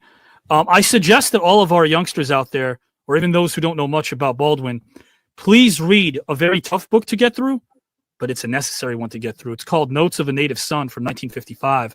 I've read it 3 times. It's beautiful but heartbreaking, but it needs to break your heart. If it doesn't break your heart, you're not going to understand the plight. I tell this story. I left my years as an educator because I was slapped on the wrist for just proposing to talk about the Buffalo Soldiers and about Frederick Douglass and about the real history, the African Americans who fought for us in World War I, those that don't get acknowledged, Medgar Evers, Diane Nash, who's one of the original freedom riders who's still alive today, who I heard speak in a school, got her number, still keep in touch with her, might see her in this tournament, God bless her, because she was there with Martin Luther King and took a stand. And when I introduced her to my assistant principal years ago, my assistant principal said, "Yeah, nice to meet you," and walked away from her. Are you kidding me? You're walking away from somebody who carved out a path for all of us to live together and understand the plight of a people that were shunned for not asking to come to this country? And that's, I don't want to get a soapbox, but I want to say this. For all those people, we're not comparing struggles. The Asian struggle, the Jewish struggle, the Irish struggle. We're not comparing any of that. Struggles are struggles. But the African Americans never asked to come here. They were forcefully brought here. That's the difference. They were forcefully taken away from their land. This ain't the episode to talk about who and the what's and the blame, but to be able to talk about someone like Baldwin, Tim, who so eloquently put what I just said into words as a literary scholar. It's all there for us to chronicle if we just choose to. Tim, the education's there for our youngsters, but our country's become a place where the blind can go sightseeing because they'd rather stay blind because our youth is so lost within themselves as Americans. Adolescents grow up without structure as a result. Everyone wants the soundbite instead of the long form. And I'm glad that we're doing this here in long form because we're not going to soundbite the plight of a people that struggle like the African American. We're not going to soundbite that. We're not going to condense that. If the patient brain isn't aware that it takes time to process all of this, then the patient brain is going to get dumb. It's going to become an impatient brain that one generation from now, it won't be conditioned or have tolerance to soak in the real education and history that you, Tim, so eloquently put together. So I thank you. Thank you. That was beautiful. That was beautiful. Wow, you guys are giving some amazing scholars. And again, they would benefit from being with Scott and Tim on this mission in this hypothetical topic. So thank you guys again. And guys, Sonny right now is going to give us the same. After this, just one more topic to go. Sonny, my question for you is the same that I have for Scott and for Tim. Please take your time. You've been assigned to go back in time and co-write with a deceased author, poet, or literary scholar. You have both been tasked and given the opportunity to rewrite an alternate ending to a major catastrophic event in history. Which deceased author, poet, or literary scholar do you choose to write with and why? And which major catastrophic event in history do you wish to alter and why? The floor is yours whenever you're ready to go. Good, sir. Well, you know, it's all the history. Both these great gentlemen here and panel with me is talking about history. And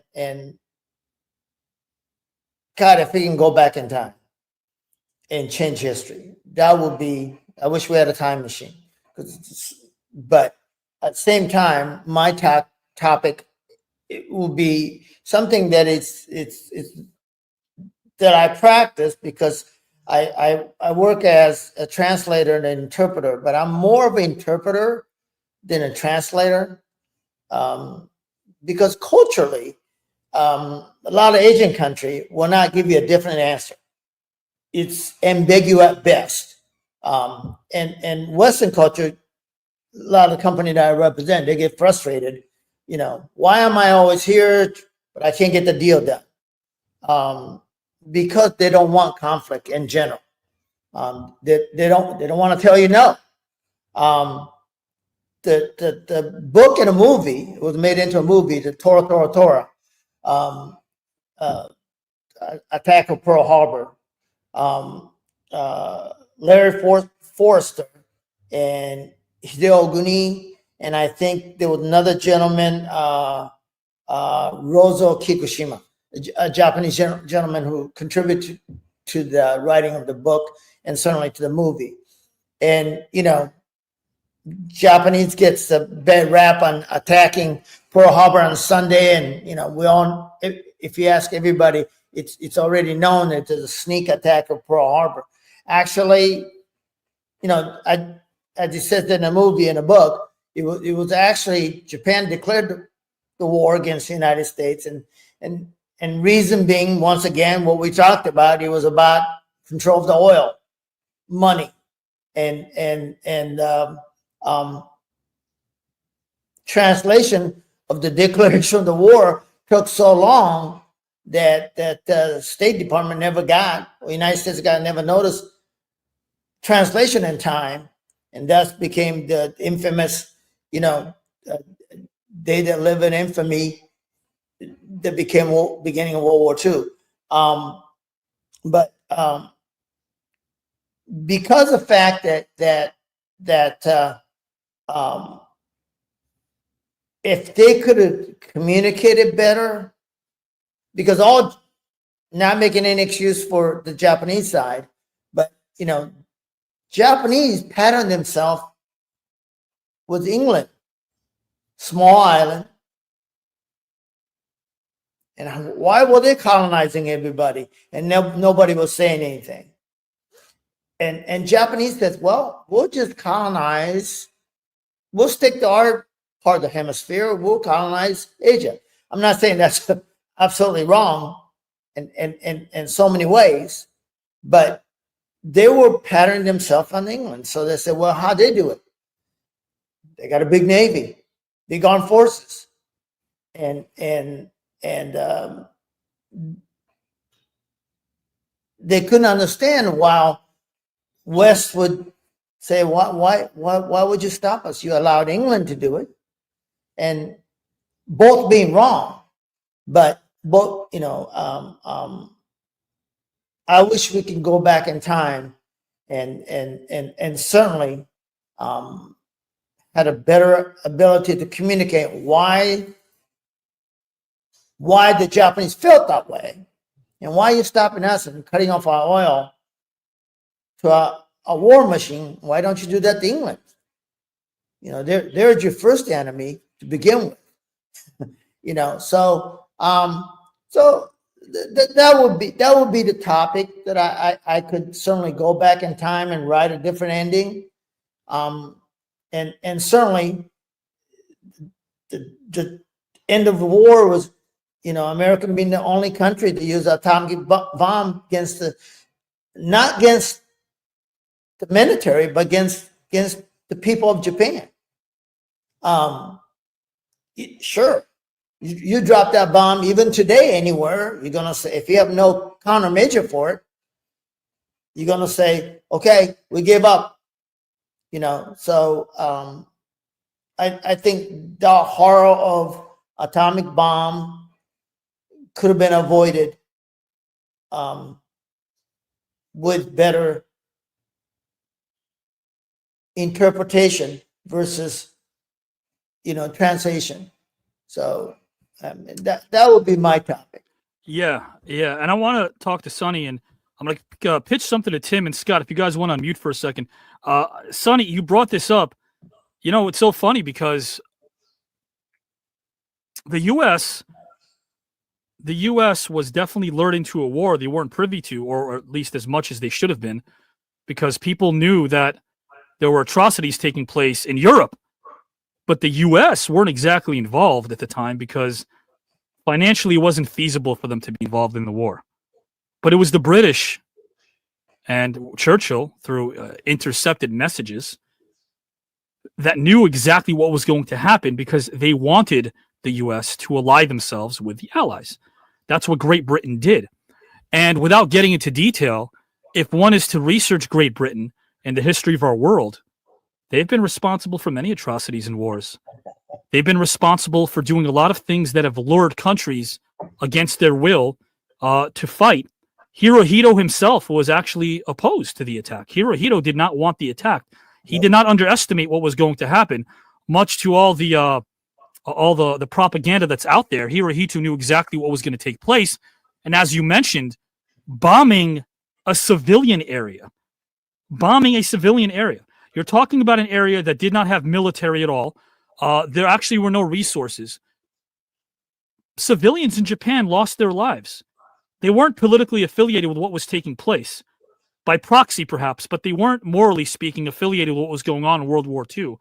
And their lives were ended simply because a weapon of mass destruction was to be used during that war, no matter what.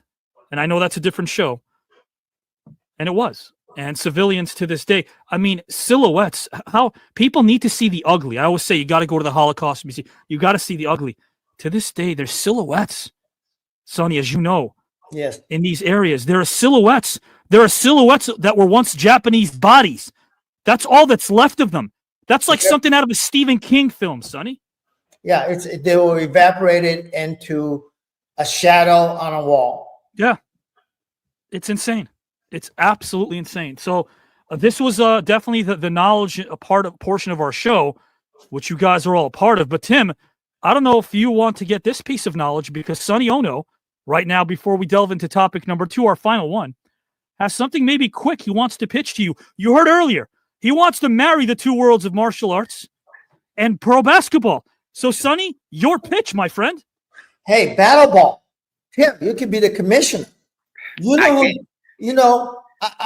think it'd be great. I mean, we can tweak the rule. Imagine octagon with a basketball hoop on each end, right? You know what? When you first brought up that topic, I was thinking, like, how can it work? With basketball, dribbling the ball, trying to get up down the court, we have to come up with the rules. And but I think it'll work. Seriously, I really do think it could work if we come up with the rules. But people gotta. It's gonna test your toughness. People think they tough. So like they say, you think you're a boxer until somebody hits you in your face, in your nose, and then you'd be like, yeah, no, I'm not a boxer. That's the way that game is gonna go. I got the first rule.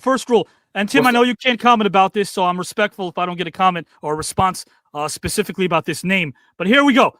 First rule is we take all the zebras, all the referees that screwed some of the teams in the 90s, like Tim Donaghy, and we have Sonny repeatedly roundhouse kick them in the chest. That's the first rule. Tim Donaghy gets roundhouse kicked. I got about 6 refs that I want to put right there in that ring. I'm not saying anything to Dick Pavetta. I'm not saying anything. You know what? And Dick Pavetta is not one of them. He's not one. Dick Pavetta is not. Okay. Bernie Fryer. Hey, there's a lot of them out there. I got the look.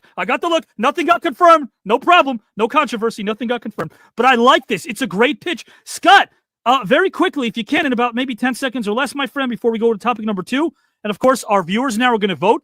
Voting is a good thing. Voting reminds people that we're not voting with a pitchfork on this show. We have a great audience. They don't vote and say somebody was better. They vote and say you resonated with me. You connected with me. And that's all we want to do is make connections with you guys. Scott, if you could unmute, my friend, I have to ask you a question. Is this something you would watch as a spectator, you and I, marrying martial arts and basketball? I can't hear you, my friend. Guys and gals, hold on. I'm going to take care of this right now. Scott, you're on mute, Scott. There you go, my friend. No, hold on. Don't hit the mute. Unmute again. Unmute again, my friend. Unmute again, and I will take care of this now. Guys, Scott, the floor is yours. What do you think? I think I would watch it. Maybe it would only be Saturday mornings, very early if I hadn't slept all night. Basketball is I love basketball, but Sonny, I also love martial arts. Yeah. And I'm ready for something new. I'm ready for something new. I would definitely watch that pilot, and I might get very sucked in. Let's Can I say something? Let me say something. Yes, please. Yo, Scott. Now I did not know that was your real brother. That when y'all be fighting, shooting and everything, I see him at Knicks games all the time. Yeah, Dean Winters. And I think he does a great job on that commercial and do it for the insurance and everything. But I truly did not know that was your brother until I saw him on here. I was like, oh, they brothers for real? I was like, Scott's the older brother. Yeah, okay. No, Dean's the older brother. Dean's Dean's my older brother. But I'm glad you brought that up, Tim, because that's a good example of battle ball. Yeah. Right. We that second spot we did, Sonny. Like we beat the heck out of each other.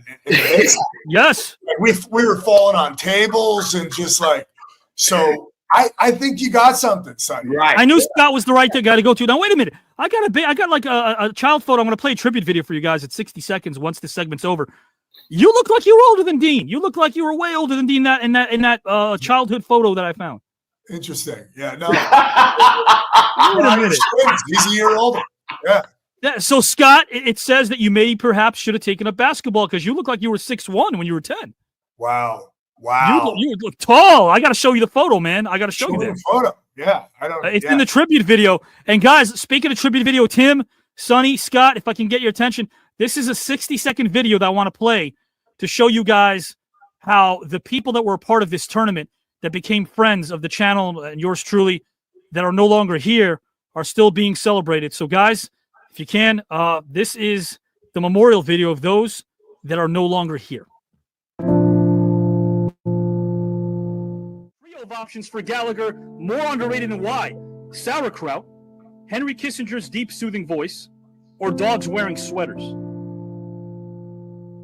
I like dogs wearing sweaters. Did you have fun? Yeah, I haven't done an interview in 20 years.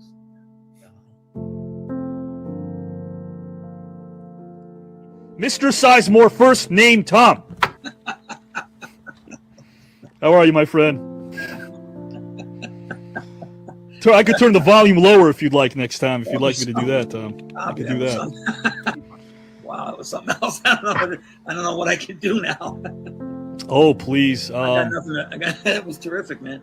Thank you, my friend. I appreciate that. And you know what? As charming as a guy that you are, man, and as honest as a guy as you are, and as down to earth as a guy as you are, you played a character that isn't so down to earth named Scrooge in college. You played Scrooge, and of course, I feel like a thespian should rely on their instinct. Do you feel like you rely on your instinct a lot as a storyteller as well? I mean, playing Scrooge at that young an age was, when I think about it now, I only way I could have done it is I was relying on my instincts. You know, I could have done it the other way. Okay. More underrated than why? Unicycles, Italian men named Skippy, or sophisticated dinosaurs? What? More sophisticated dinosaurs? Yeah, I want to say the sentence. Italian men named Skippy. I just want to say. Yes. Yeah. Italian men named Skippy. I just want to say the sentence. Italian men named Skippy. Yeah, something you'll never hear. Yeah. Did you have fun? Did you have a nice time? I had a great time. It was ball. Yeah, man. I want to do it again. This is great. I just think it's going to be, a lot of fun for people. I don't think people like this on the air. I don't think really. No, there isn't. I just think it's going to be I'm very interested in how people respond to it. Because I know it's going to be interesting and see if people tune in and stay tuned in. And I really hope they do. And I'm all yours, bro. Let's go out and make this work. All right. I'll talk to you soon. Okay. Bye. I teach a workshop, and one of my students finally said about my class about iambic pentameter. He finally said, I got it. And he was excited. And it was both his elation and those 3 words that make it worthwhile, right? Amen. You got it. But I think I've got to have equally passionate people involved in the production of it. That passion will override any reservations anybody has as to the show's potential for entertainment or education.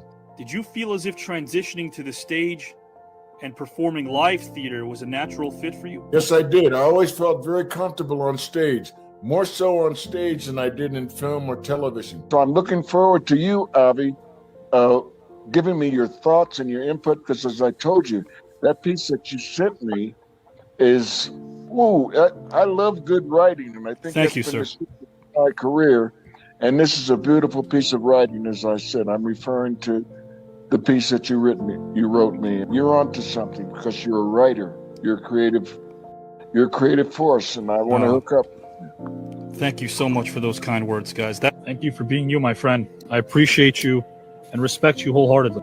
And that goes double for me to you, Avi.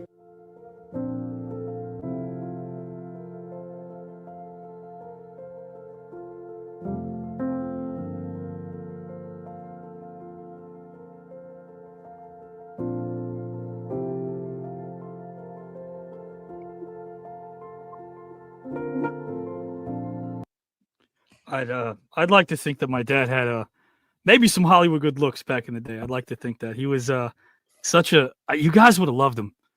And Tim, if you want to mute for a sec, I want to give you a compliment from my dad, who I know is watching us now. Yeah, no BS, man. Like you're one of his favorites. You were one of his favorites. Yeah, right. Wow. Yeah, well, and he explained why. He said he loved players who had an inner toughness about them, and regardless of their size. KJ, Kevin Johnson's another one. Michael Ray Richardson, who what seemed like he was floating on ice. That's how graceful he was. You guys would go into that hole. Of course, you had great range, but when you went into that hole, it was do or die. You put your body on the line, just for that 1 point, for that one possession, treating that one possession like it's do or die. He loved those kinds of players, man. And when he first saw Scott, it was on HBO's Oz, and my dad did something he never did, guys. He's a military guy. He didn't cry. But I promise you that it was the finale, without ruining it for people, what happened to Scott's character in the finale.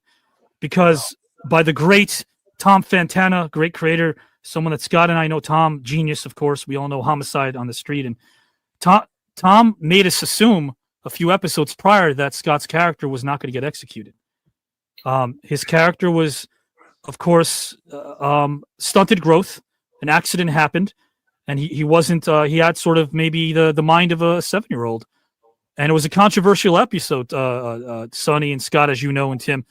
So when my dad saw what happened to his character at the end in the finale, there was a tear. You made him feel. You made a guy who outwardly wouldn't show his feelings. You made him feel. And then with Sonny, there's a Sonny story too. My pop never watched pro wrestling until He was tuned into the replay, Sonny, at 1 a.m. There was a Monday Night Show replay. So he'd watch his news and stuff, and then he'd watch it, and he'd say, I really like this guy because he treats every person he's on screen with differently, but with respect. And he meant your charges, the Psychosises and the Eugene Agatas. He goes, he doesn't make it about him like all the managers. He makes it about the talent, because some managers can make it about them. You made it about the talent. So I wanted to tell you, basically, I'll zip the old lip, but my dad appreciated you guys, and I feel like he's here right now. So, anyway, that's you guys. I know he's happy and smiling watching you guys, and I know he's happy about the following. And by the way, if you got to know John Amos, working with him for 2 years, I won't trade that for anything. People know him from Roots. People know him from Good Times, Coming to America. Yeah, I know him as John. John would have been blessed to have been here because he was a great listener, and I promise you, when he spoke, everyone listened. So I got a quick story about John Amos. In Chicago, it's Good Times. Mm-hmm. It's supposed to be in Chicago projects. So when I first saw him, I first saw him at a card show about 5-6 years ago in Chicago. And I walked in, I just stopped. And I said, that's John Amos. Right. They was like, yeah. I said, y'all don't know. I've been watching him all my life on TV. Watched him all my life. And he was so gracious. He was so kind. He was so respectful. And I said, I don't take pictures with a lot of people. Me and my wife, we took a picture with him, and we got in the car. And I said, do you know we just took a picture with John Amos? And we kicked it. We talked to him for about 2 hours, 2.5 hours. And he just sat there and talked to us while we signed autographs. Yeah. He is a beautiful person. He was a beautiful Such a beautiful person. He said to me once that he never knew he'd become like America's dad, but he feels better about the work he put out now, years later, in those conventions where he only recently started going to before he passed. And then he started realizing, I'm like America's dad. I'm so honored that I could touch so many lives that he didn't think they'd remember him after all those years. Yeah. He did. That's the legacy you guys leave behind, man. Scott and Tim and Sonny. Again, I told you a story, not for the sake of the fact that we're live now and raw. No, like that's my dad, who wasn't born in this country, connected with you three on different levels. Like there are millions and billions of other people out there who have those invisible stories we'll never hear of that you touched. So please take that to heart, because you guys are touching people every single day. Every single day. And you know what? You guys are going to touch my dad right now, because before we move into topic number 2, we're going to play a game that you probably would like. It's a 2-minute game, just 2 minutes. It's called More Underrated or Why. What is more underrated? What is more underappreciated? I will give you a trio of options. Of course, they're wacky. They're supposed to be. We have philosophical fun. This is the fun part. We did philosophy. We did education. We're going to have some levity right now. Guys and gals and pals watching, I'm going to give Tim Hardaway Sr., Scott Winters, and Sonny Onoo a trio of options. They're going to let us know which they think is more underrated. What is more underrated and why? Starting with Tim Hardaway. What do you think is more underrated and why of these options? The letter Z, salt bagels, or pinky toes? What is more underrated and why? The letter Z. Letter Z. Salt bagels. Yeah, or pinky toes. I think pinky toes are underrated. Why is that? Because I would agree. Because a lot of people don't pay. They do pay attention to them.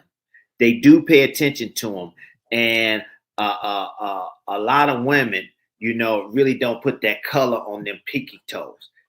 So I think I think that it's underrated a little bit. Yes, they neglect the pinky toe when it comes to being able to, I guess, ration how much nail polish they put on their toes. The pinky toe doesn't get the attention. They got to understand that is that is part of your toes. Yeah, yeah. Don't neglect it, Sonny. Would you agree? I mean, we got the letter Z, right?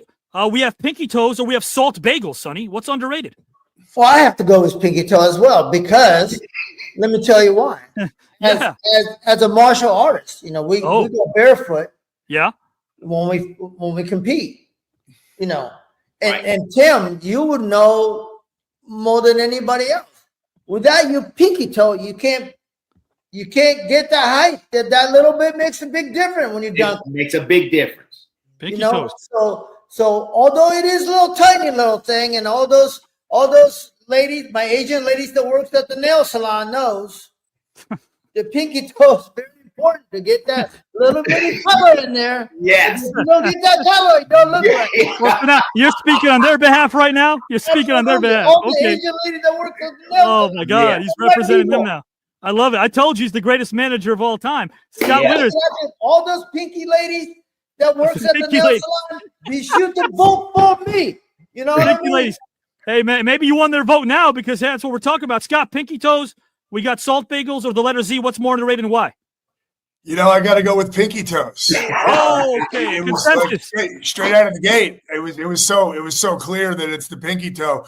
The pinky toe provides way more balance for us. Yeah. Okay. I think than we realize. But because it's not the strongest toe, it's this one kind of in the background.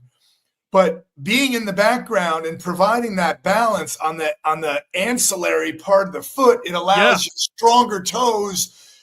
It empowers your stronger toes to kind of do that work, to get that height, you know, with a jump or when we're, you know, as our feet engage when we run. So At the pinky toes. And you know what, guys? My brother lost his pinky toe. Oh, my brother wow. Dean lost his pinky toe. So I've seen that firsthand. That it really Did you does. lose that when you were shooting a commercial with you? No, it was a whole different deal. That's another episode. All right. Yeah, because it would take a long time. But oh my God. no. Yeah, guys. Well, hey, that was sort of in that commercial. That was sort of like that basket brawl thing you're pitching, Sonny, right? Okay. Absolutely. Yeah. And what's the tagline for that? In Hollywood, you got to have a tagline. Where are your balls? Is that the tagline? Do you have balls for these? You have balls for these. Gotcha. You got balls for these. Guys, well, I'll tell you what. Tim Hardaway, just a couple more of these. And then our final topic. We're having a little fun. Tim, again, more underrated and why of the following. What do you think is more underrated and why? Converse sneakers, Pat Riley's strong chin, or the ageless miracle known as John Stamos? Underrated. The Converse. The canvas Converse are very, very underrated. They don't understand that was the only shoe that we could play in. That was the only shoe that we wanted to wear. No matter if you played basketball, no matter if you was a hockey player, a baseball player, a wrestler, whatever. You had to have them Converses because everybody wore them. And when they and a lot of people don't know this, the white ones, you had to get the white out. Oh, that's right. And then color them white again when they got dirty or wash them. Yeah. And then if they got a little slit in them, you know, you had to know how to stitch them up and all that. So I say the Converse shoe. Oh, I like that. And Pat Riley, great looking guy. Hey, I always said Kirk Douglas could have played Pat Riley when he was younger. Like Kirk, he looked like Kirk Douglas. Yeah. And I'm gonna tell you this. I think Kirk Douglas portrayed himself as a Pat Riley. Oh, I see that. Okay. I seen Kirk in person, and I seen him talk. So I mean, he got it all slicked back. The he slick got all back, the stuff and everything. So yeah. I could see that he took something from Pat Riley. Absolutely. Pat was a debonair guy, man. Dressed to the nines. Scott, would you concur? I got to give you the questions again. The topics, I'm sorry, we have Converse sneakers, Pat Riley's strong chin, or the ageless miracle known as John Stamos? You know, I'm going to go with the sneakers. I'm going to go with Converse. Because I had so many pairs of Chuck Taylors. Yeah. Wow.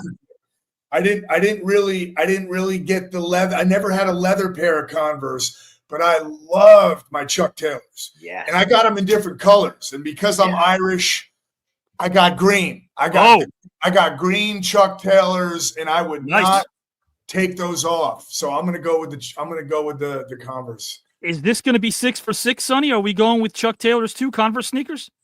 Yeah. I mean, look, I'm a lot older than all of you guys. Yeah, right. So when I first came to the United States, you know, trying to fit in, you know, right, and trying to get in, you know, like English is my second language, so I think I was 11 years old, and they would stick us outside for recess, and one of the nicest thing the stuff we learned as a Japanese kid in Japan was judo, karate, a lot of martial arts. You know what I mean? I mean, Sure. you guys were playing basketball and football. We were learning how to fight. and one of the things that they were out there playing basketball. So one of the first thing I asked my mother, and back then there was no Nikes, and it was Converse was it. The med tops. All you had. Tops, and I wanted one, and that's one of the very first thing I asked my parents to buy me was a Converse. A Converse. Yeah, the logo on the side, and Sonny, are we gonna bring it back maybe when we bring back basketball? Is that is that sort of the shoe of the sport, the Converse? Okay, that might be the sponsor. That might be the sponsor. All right, guys. Converse, if you're out there still, please, if you've been in an attic somewhere we haven't seen you, dust yourself off and come and sponsor us. We need Converse back. Well, you've seen those UFC gloves with the fingers out. Yes. I'm proposing we should get a Converse with the toe cut out of it so you can get the toe to be out. You know what I mean? I like it. Right. I like it. Hey, we got two more of these. Tim, I think you guys are gonna like this one. What is more underrated and why? Option 1, hanging up a phone conversation without resorting to the use of the words got it, mm-hmm, and yeah 47 times. German men named Billy Bob or lazy alligators.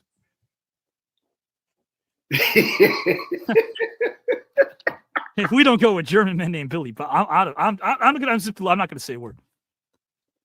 I want to meet a German guy named Billy Bob. That's all I'm saying. A German name by the name of Billy Bob. Yeah. It's got to be out there somewhere. Tim, there's got to be someone out there. There's got to be somewhere in the vast sphere of this globe. There's got to be a German guy named Billy Bob. Wow. You know what? We should just email everybody and say, find a German guy named Billy Bob and let us see him. Because I don't think there's one out there. Oh my God! So would that make it underrated? Kind of underrated, right? A German guy. It's underrated. It's underrated. Scott, I could see the wheels turning here. Would you agree? Yeah. I'm going to say that Billy Bob Thornton probably has some German heritage. Oh, okay. But I'm so glad that Tim got the question first. Yes. Because I got scared. I was like, where am I? What That's good. Yeah, no, we're challenging ourselves. That's always good. I work with Bill Paxton. He's not here with us anymore. Sweet guy. He was close with Billy Bob. And there's a wrestling story. Billy Bob once watched Terry Funk in a promotion in not San Antonio. Help me out here. Where was Terry Funk from, Sonny? Where was Terry Funk from? Amarillo. Okay. He watched him in Amarillo, and Billy Bob was from there, and he cheered and he booed Terry Funk when Terry Funk got to the ring. So Terry Funk got pissed off at him, grabbed him out of his seat, and spanked him in front of the crowd and said, "You still think wrestling is fake, kid?" And that's Billy Bob Thornton. So, yeah, I like that. Cool. Sonny, would you concur? German named Billy Bob, underrated? Would you think that's it? No. I like hanging up on people. Hanging up on people. I like it. That's a fun thing. Because at my age, I get like 17 calls a day about my insurance. And it's usually robocalls. It's not. Oh, so would you? Let's combine. Would you hang up on a robocall from a guy saying he's from Germany and his name is Billy Bob? No question. I certainly will. Okay. No question. Now we're talking. This is fun. And our last one. I guess this is our last one. What is more underrated and why? Tim Hardaway, RC Cola, the name Beatrice, or pigeon poop? Some call it lucky. Some consider it lucky. I'm going to tell you this. Pigeon poop is so underrated because a lot of people don't think that you're going to get hit with one. Right. So check this out. This is a great story. Okay. I got my drop top Benz. Yeah. I dropped the top with my wife in the car. She said, a pigeon gonna poop on me. I said, right. No. I swear to y'all, guys. I swear to y'all. We driving.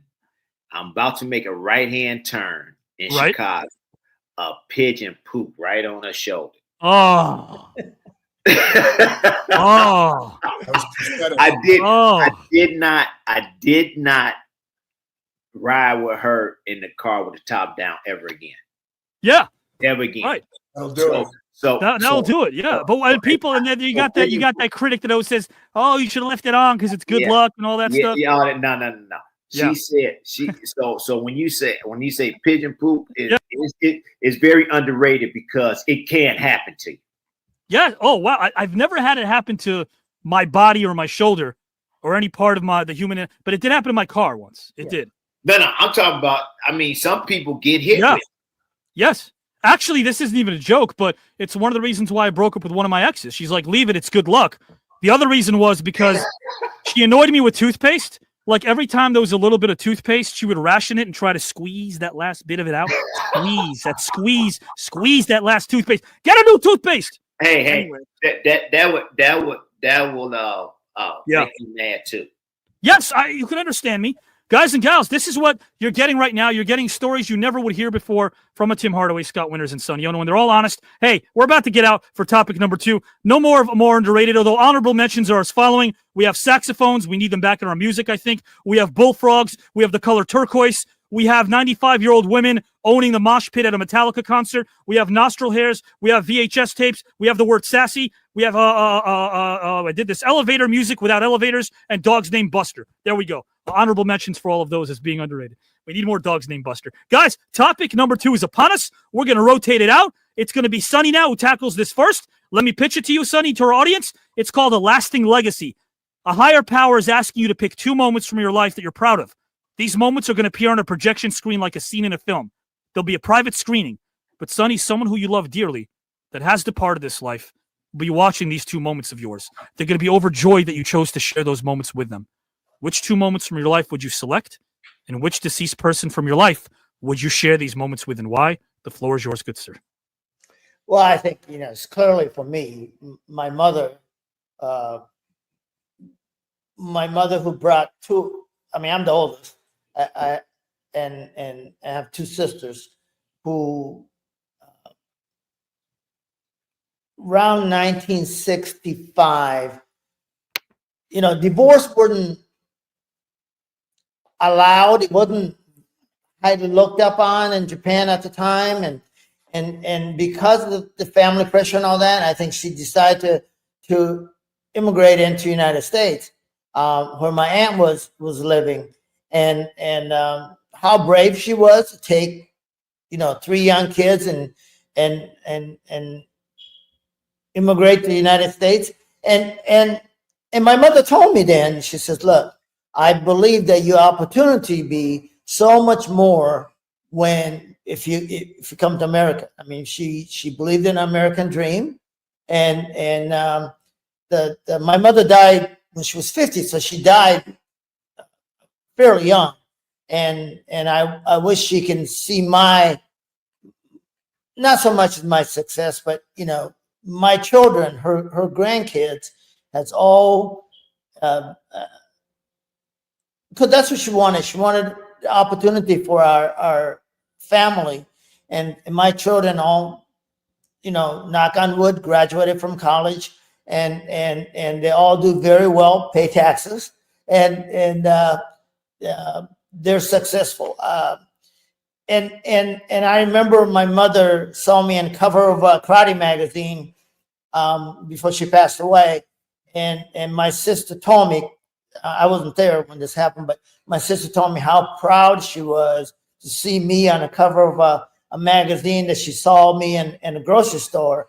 That end of the day, I made my mom proud, and I wish I could share that what I have. Honestly, Avi, Tim, Scott, I live an American dream. I really do. I'm grateful. I'm grateful when last month I was doing autograph signing in Manchester, England, and Qatar and Kansas City, and Dominican Republic. I was only home for 7 days.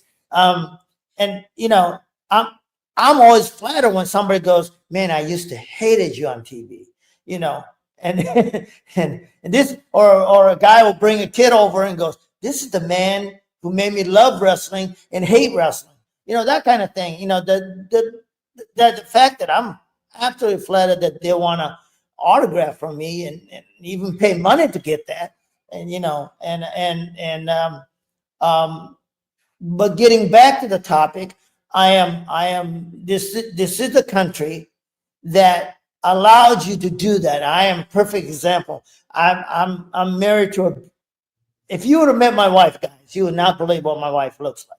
You would think I'm married to another lovely Asian woman who cooks Sonny, for me. is she 6'1"? Is she 6 feet? She's 6 foot. To me, she's like 6'4", but you know, but that I love being short when I'm with her.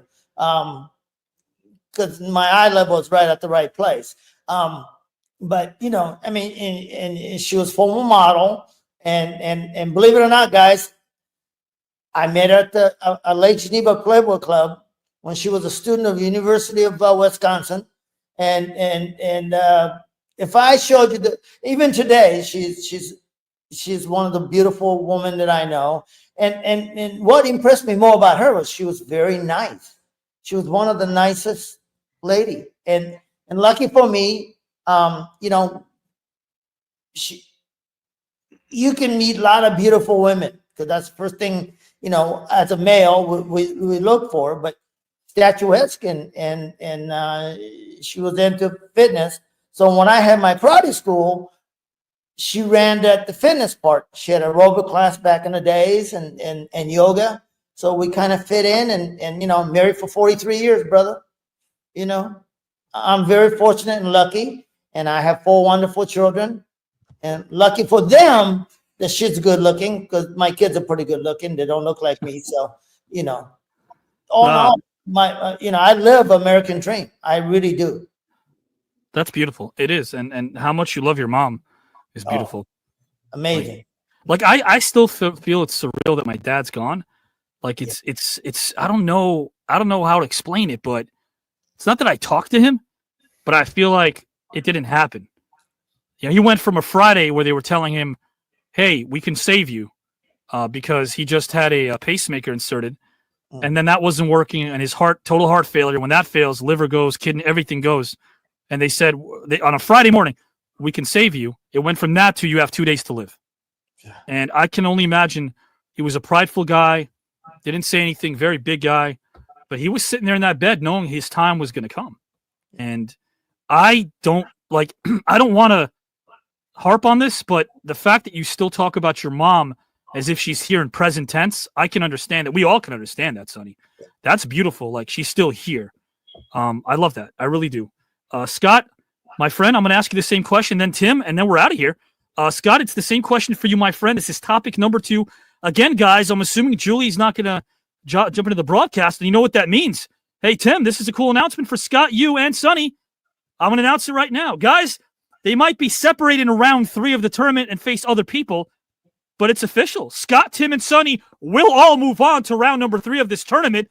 Unfortunately, Julie Brown has been eliminated. They are going to be in round number 3. So anticlimactic or not, it's pretty cool to root for these 3 men, knowing you'll see them again at some point in round number 3 when that kicks off in the late summer, early fall. They are going to be in round number 3. Who knows who will be left?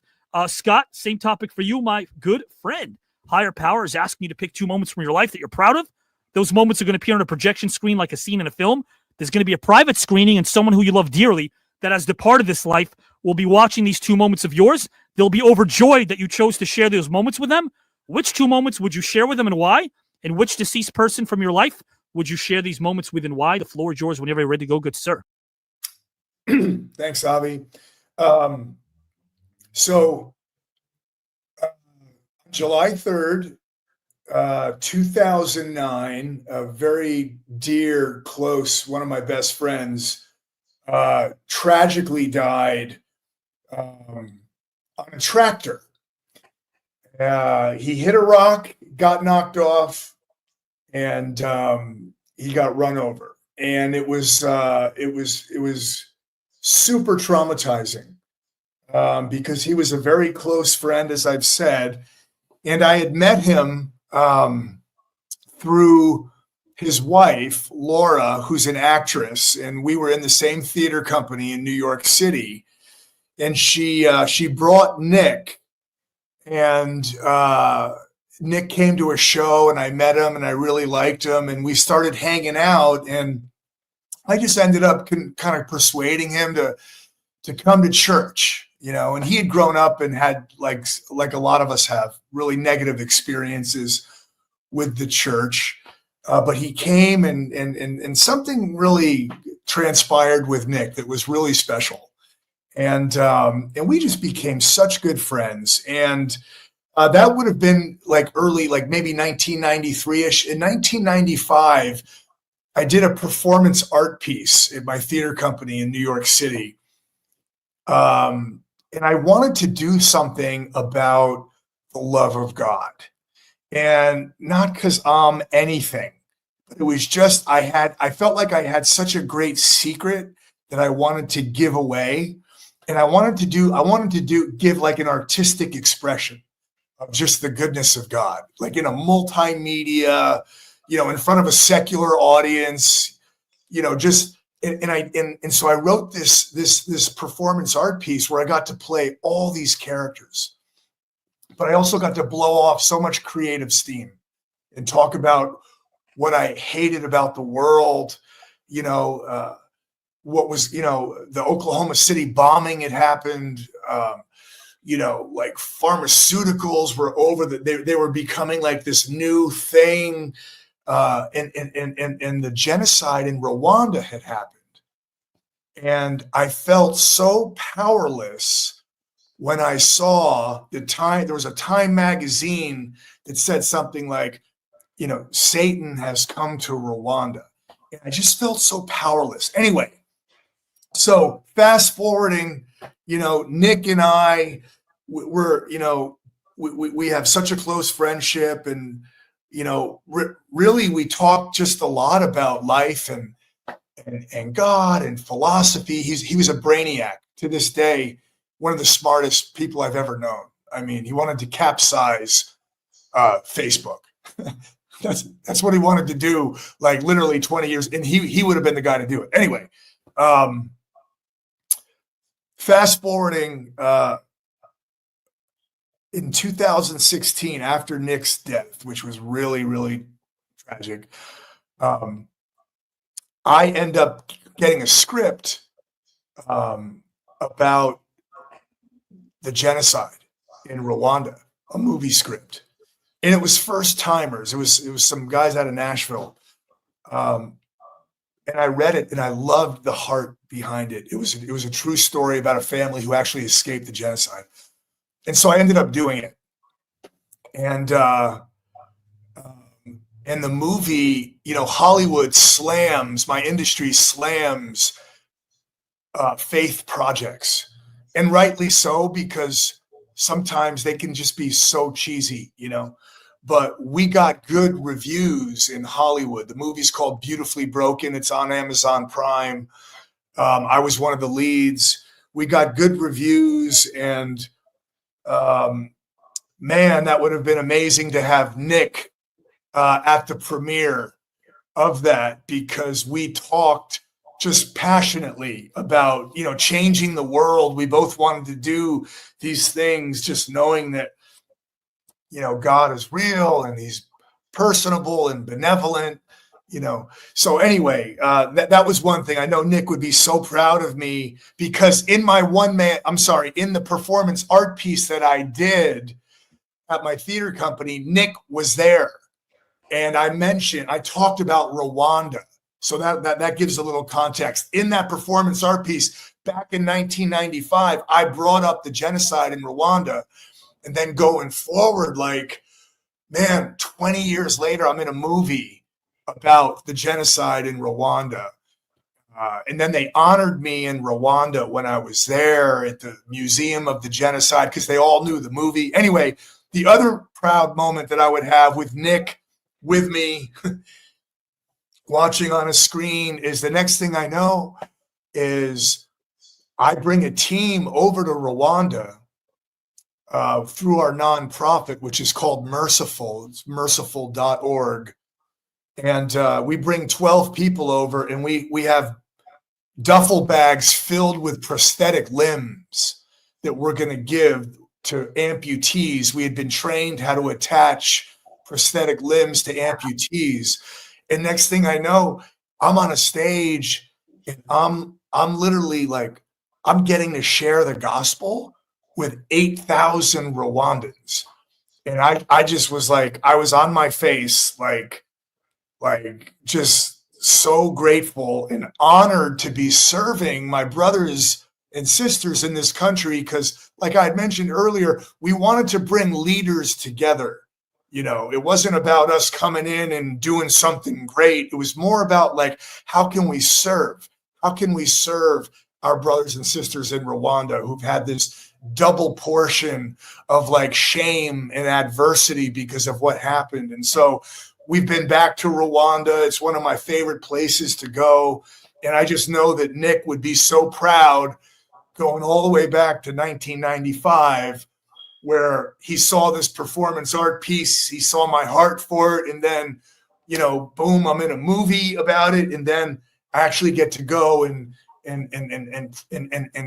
give the gospel and you know, form relationships with some phenomenal leaders in Rwanda. And so that's it. Thank you. I think your story serves as a gateway for the following. The closest way to achieve immortality is to have someone talk about your legacy in such a heartfelt way, the way you just did, because now we feel like we know him. Oh, and, wow. Yeah. Oh, well, that's like you, Bobby, talking about your dad. I mean, I think Sonny, Tim, and I got a good, you know, we got a good plug on your dad, man, you know? So that was, yeah. I feel like we now got to know your friend, and through conversations I had with Sonny also on the phone, I got to say this, what she did, what a courageous woman to be able to leave Japan during a time. And I'm not going to delve into personal stuff unless Sonny does, but she had a lot of different things going on in her life that weren't common in Japan, a lot of obstacles, a lot of different people that could ostracize you for making choices in your life. And then she picked up her bags and took her kids with her to the States and worked so doubly hard to take care of them. And a lot of people, regardless of culture and background, can relate to that. And that's universal. And Scott, same thing with your friend, like to take him to a premiere of a project that meant so much to him. That you illustrated, I actually got to see his face without ever seeing him. So like, that's cool, the way that you were able to illustrate his journey and how much it impacted you. And Tim, before I kick it over to you, you were also brought up in the church, Tim. Like that's something our viewers should know. Am I right? Yes, I was. Baptist church. Right. My grandmother, she used to take me every Sunday. Wow. Every Sunday. Had to get, like I was going to school, had to get up in the morning, 7 a.m. And you know what? After a while, you think not punishment, but you like, why do I got to go? Why do I got to go there? And then at a young age, you start getting older. You start meeting people at the church. You start talking about stuff that you've been doing during the week and how can you deal with this? How can you deal with that? And then you start communicating and being in the church. I would never change my time like that. I mean, it was just beautiful to me. That is beautiful, and I'm glad that, because I love seeing you and Sonny and of course Scott listen to one another, because there's so many relatable stories. And at the crux of this thing, what this tournament epitomizes for me is that bond that we sort of, I think, reach by topic 2.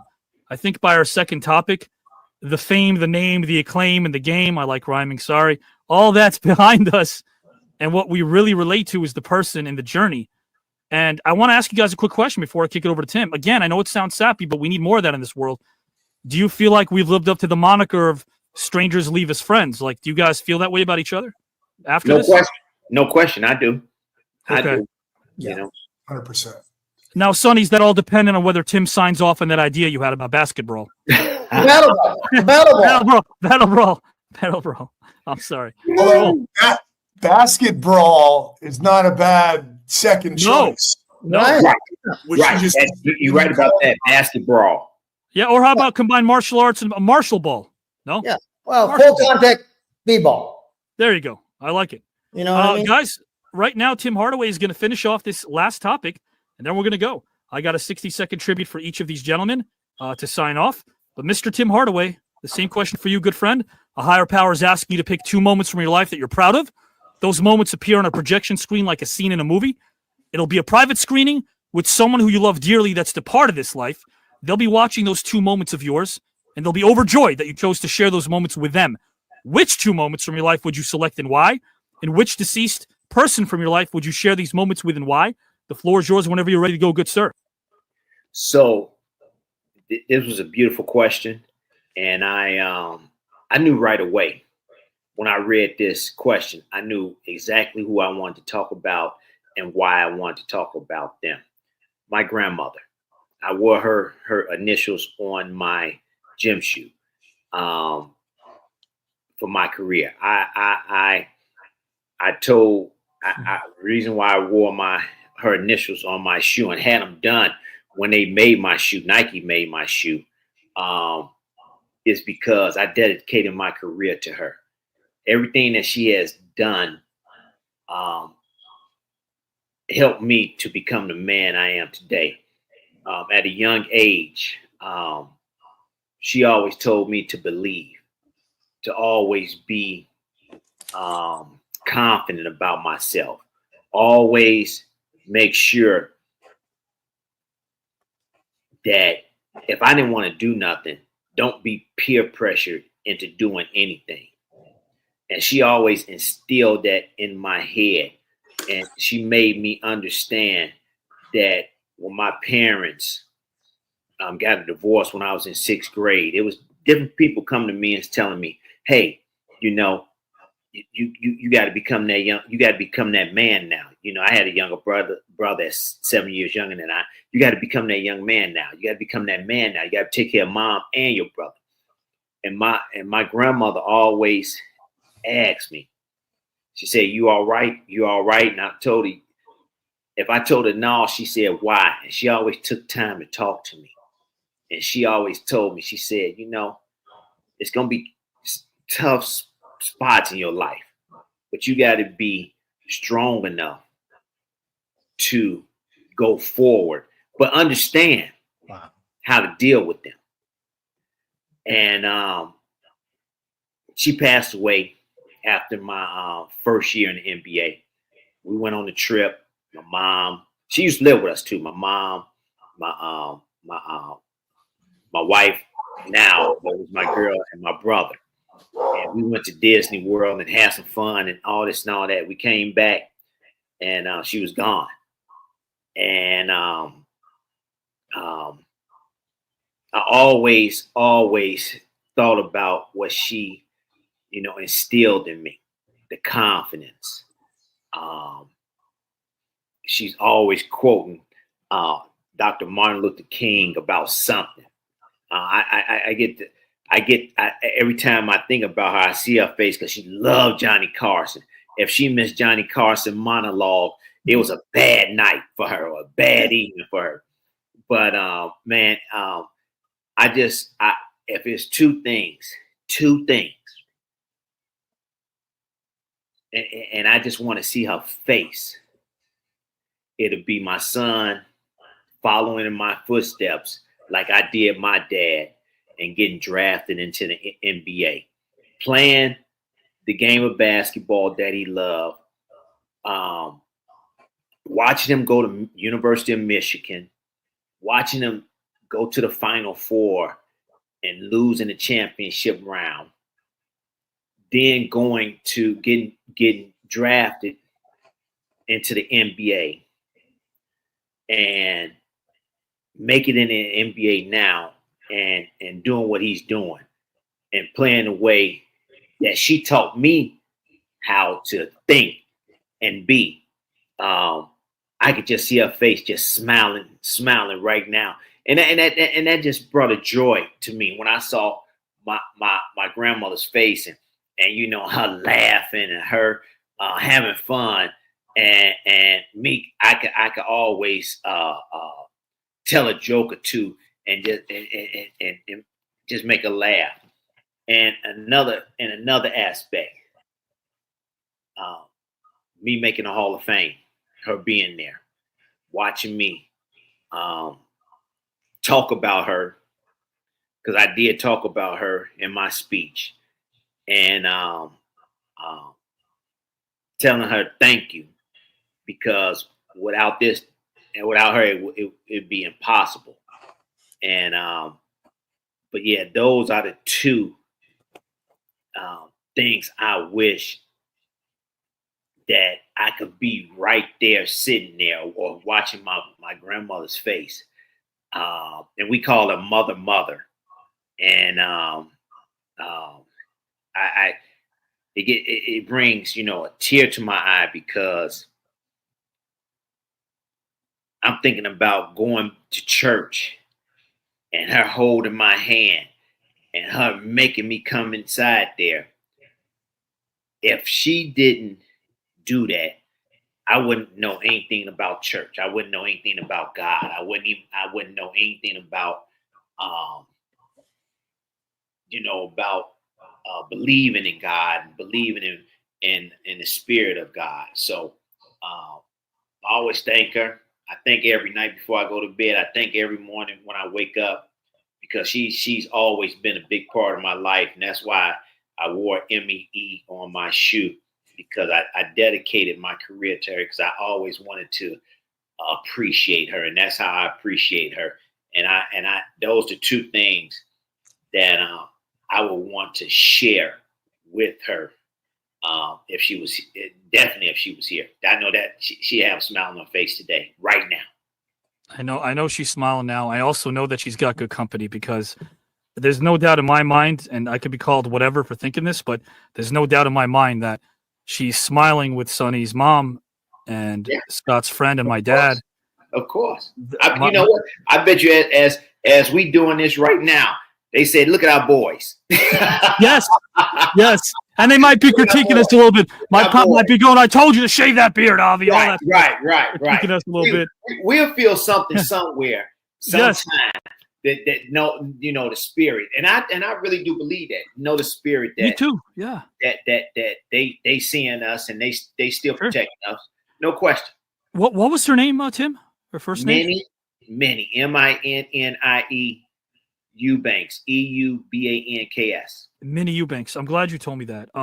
Hey guys, before we depart, is it cool? And I like to say stuff on air because we don't do interviews here; we have conversations. Is it cool if I give you guys each other's contacts? Because I love seeing you guys together. I really do. I thought this was amazing tonight. I really do. I also loved how I saw, the nonverbals when you guys found out you're all advancing. It was almost like, all right, even though all of you are saying when I win this thing, hey, it's cool to know that the other guys are going to still be around in the next round. So that's kind of cool. It's fun competition. Yes. It's fun competition.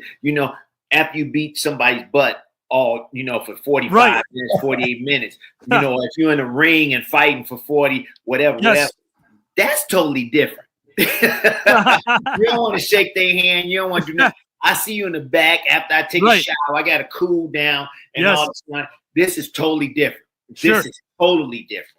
So I appreciate that. I appreciate that. You guys all live in your happiness. You live in it, present. You're very aware of the moment. And I think if you still live with what you did yesterday, it's really hard to be good at what you're good at tomorrow. If you just focus on those yesterdays and you treat people who are no longer here, they're not cold cases, because it's like cold cases aren't as important as warm lives. You treat them as warm lives. They're here. They're living amongst us. And that's a beautiful thing that you guys are able to convey. So I'm very grateful to all of you. Right now, I'm going to play a 60-second tribute for Tim Hardaway before he departs, then to Scott and Sonny. Do you guys want to say anything to each other before I bid you all adieu? Scott, Sonny, Tim, to one another, anything? Scott, good luck in your future endeavors and everything. And Sonny, good luck with yours. And we just stay in touch. Yes. You gotta stay in touch. I'm serious about this now, Tim. Battle ball. I like it. Contact basketball. Let's talk about it. Full contact basketball. Once Ivy give us the emails and pass them around, let's talk about it. Yeah, we already got a sponsor that's interested in anything that we're trying to pitch now. So who knows? Scott, you're muted, my friend. Anything you want to tell Tim or Sonny? The floor is yours. No, just had a great time, guys. It's such a treat to get to know somebody. Yeah. So hearing your backstory, Sonny and Tim, just hearing who you guys are, just speaking from your heart, man, it was a privilege, bro. I really, really enjoyed it. Yeah, I'm so glad to have your contact too. Same here. And same here. We all had the time to do it today. Yeah. I'm so happy. I really am. And Scott and Sonny, don't go anywhere. I got a 60-second tribute for Tim, and then a 60-second for Scott, and then for Sonny. It's kind of like a tribute, like a trip down memory lane, if you will. I hope you guys like this. I put it together. Scott, guys, we're going to see him in a second, and Sonny in a second. And Tim, my friend, I hope you enjoy this trip down memory lane.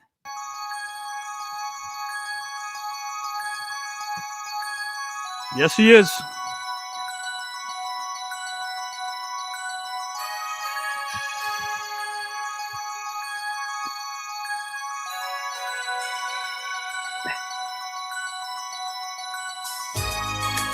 Trio. Yep. Irvin Johnson. Used to have those. Oh, yeah. He looked. Yeah. Yeah.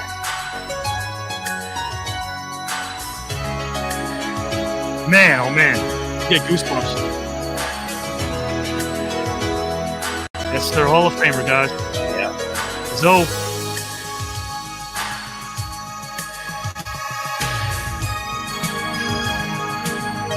Riles. Great time, man. President Obama. That was a great time, too. Las Vegas.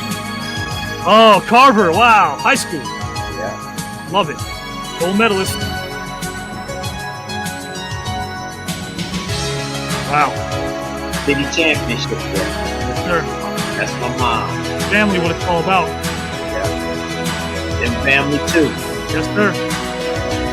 Oh, and wow. Oh, there he is. Mr. Morgan. I saw him at the airport one day. Oh, yeah? Yeah.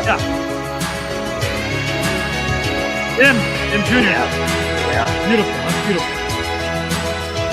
That's my grandmother. Yes, God rest her soul.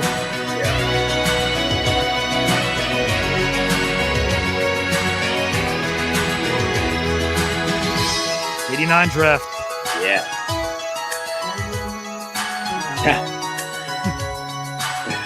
Oh, man. All about the kids. As always. Yes, sir. There it is. Yup. The late Bill Walton. Yeah, late. Great guy. Great guy. Now late. He's in Hawaii. Yep. That was our first All-Star game together. Yeah. That was Thursday retired. Bob Thorne. Yeah. Terry Porter, the great Terry Porter. Yes. Look at that. Wow. Robinson, Carmelo, Chris Moore, Terry Porter, John Stockton, Hardaway. Wow. Lloyd Vaughn. Yeah.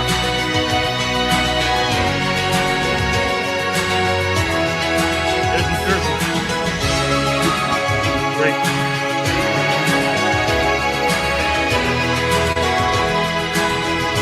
Taking questions at the whole thing. I appreciate you too. Man. Thank you totally very much. You, man. I'm going to take these glasses off because, man, looking you in the eye, I got to tell you right now before you bid us adieu. Yes, it's great to see you in round number 3. Yes, it's great to know that the odd makers are going to pick Tim Hardaway to win this whole thing. But at the end of the day, man, thank you for showing your humanity. Did you have a nice time, my friend? I always have a nice time. I always have a nice time talking to you, man. You know what? I'm telling you this, man. You bring out the spirit. You bring out the enjoyment. You always are energetic and the way you articulate stuff.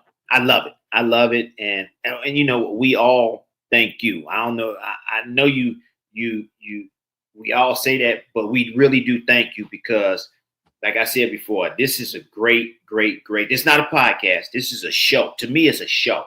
Thank you. And you create a great show that I hope one day goes on TV. and we all see you on TV. And I say, I was on that show before it was on TV. Well, and I won. I'll tell you what, you're always going to be a part of the show, man. I'll tell you. Thank you for carving out this time. And again, showing people who Tim Hardaway Sr. is, because your presence is a present. It's a gift. So thank you, my friend. No, thank you. Appreciate you. And I see you down the road. Thank you all. Where could you tell people about? There's some stuff. You always got so many things going on. Tim is so humble. Tim will never bring anything up or plug it. He won't. But I want him to. Please let our audience know. I will tell you this. I got a book coming out, Skyhorse Books. It's coming out in October, November, From the Streets of Chicago to Basketball Royalty. That'll be my book that talks about me from Chicago all the way up until, really not today, but, all the way up until my son gets to the NBA. Wow. But how I made it and what it took for me to make it and my mindset. So it's Skyhorse Books, and you can pre-order it right now, today, from Amazon. From the streets to the basketball, from the streets of Chicago to Basketball Royalty. I'm going to put that up there, guys. You can pre-order that now on Amazon. I would if I were you. I'm going to do the same, my friend. Hey, you have a great rest of the weekend. We'll talk next week about some stuff, but thank you again, my friend. Thank you. Tell everybody I say hello, and see you again. You got it. The great Tim Hardaway, guys and gals and pals. I want to bring in Scott Winters and then Sonny, because Sonny, I got a different video for you as last time. Last time I played the tribute video. This one's a bit new. But Scott, my friend, thank you again for showing your beautiful humanity. We let that stuff go as macho men that grew up in New York. I let that stuff go a long time ago. I love you, man. You're such a dear friend, and I like saying that on air. I don't say that. I love you, man. You become such a brother and believer in what my mission is, and I feel like they're kind of co-jointed a little bit because it's all about humanity. It might be expressed differently, or the neon lights might look different, but we're sort of on that similar path. And thank you for being you, bro. Thanks, Avi. Yeah, man, we're both trying to just make an impact, and from the first time that you had me on, I think it was 4 years ago. 4 years ago. Yeah. From that first time, I didn't know anything about you. This date too, March 8th. Yeah. Wow. I was so blown away at that first meeting with you, man. I instantly saw we got the same DNA. So it's an honor and a privilege to be part of this. And I love what Tim said. Yeah. This feels like this is a broad and large thing that a lot of people will want to see. So thanks, man, because it's fun and it's unusual. And like I said before, it's disruptive. Right.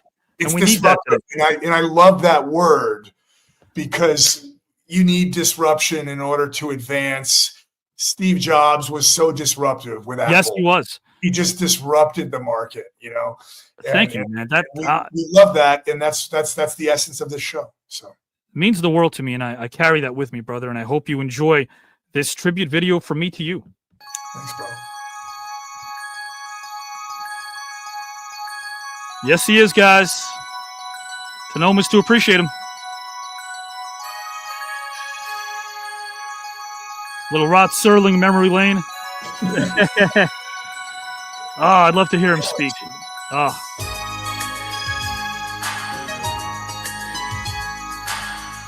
There's Dean.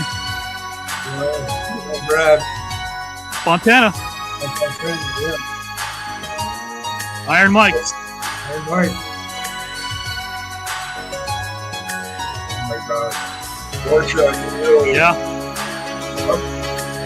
Goodwill Hunting. Oh, there she is. Jessica Lang.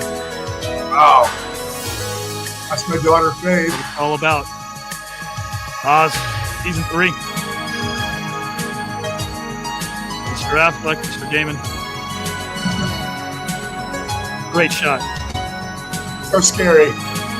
Chuck Zito. Chuck Zito. Sonny knows Chuck. Oh, cool. Oh, wow. Awesome. Oh, bassist of Korn. Yeah. That's what it's all about, man. Yeah. look at that. Great looking. And that's modeling this time that you had back in the day. That's great. And there's Dean. You look taller than Dean. Yeah. Dean's sitting down. Oh, got it.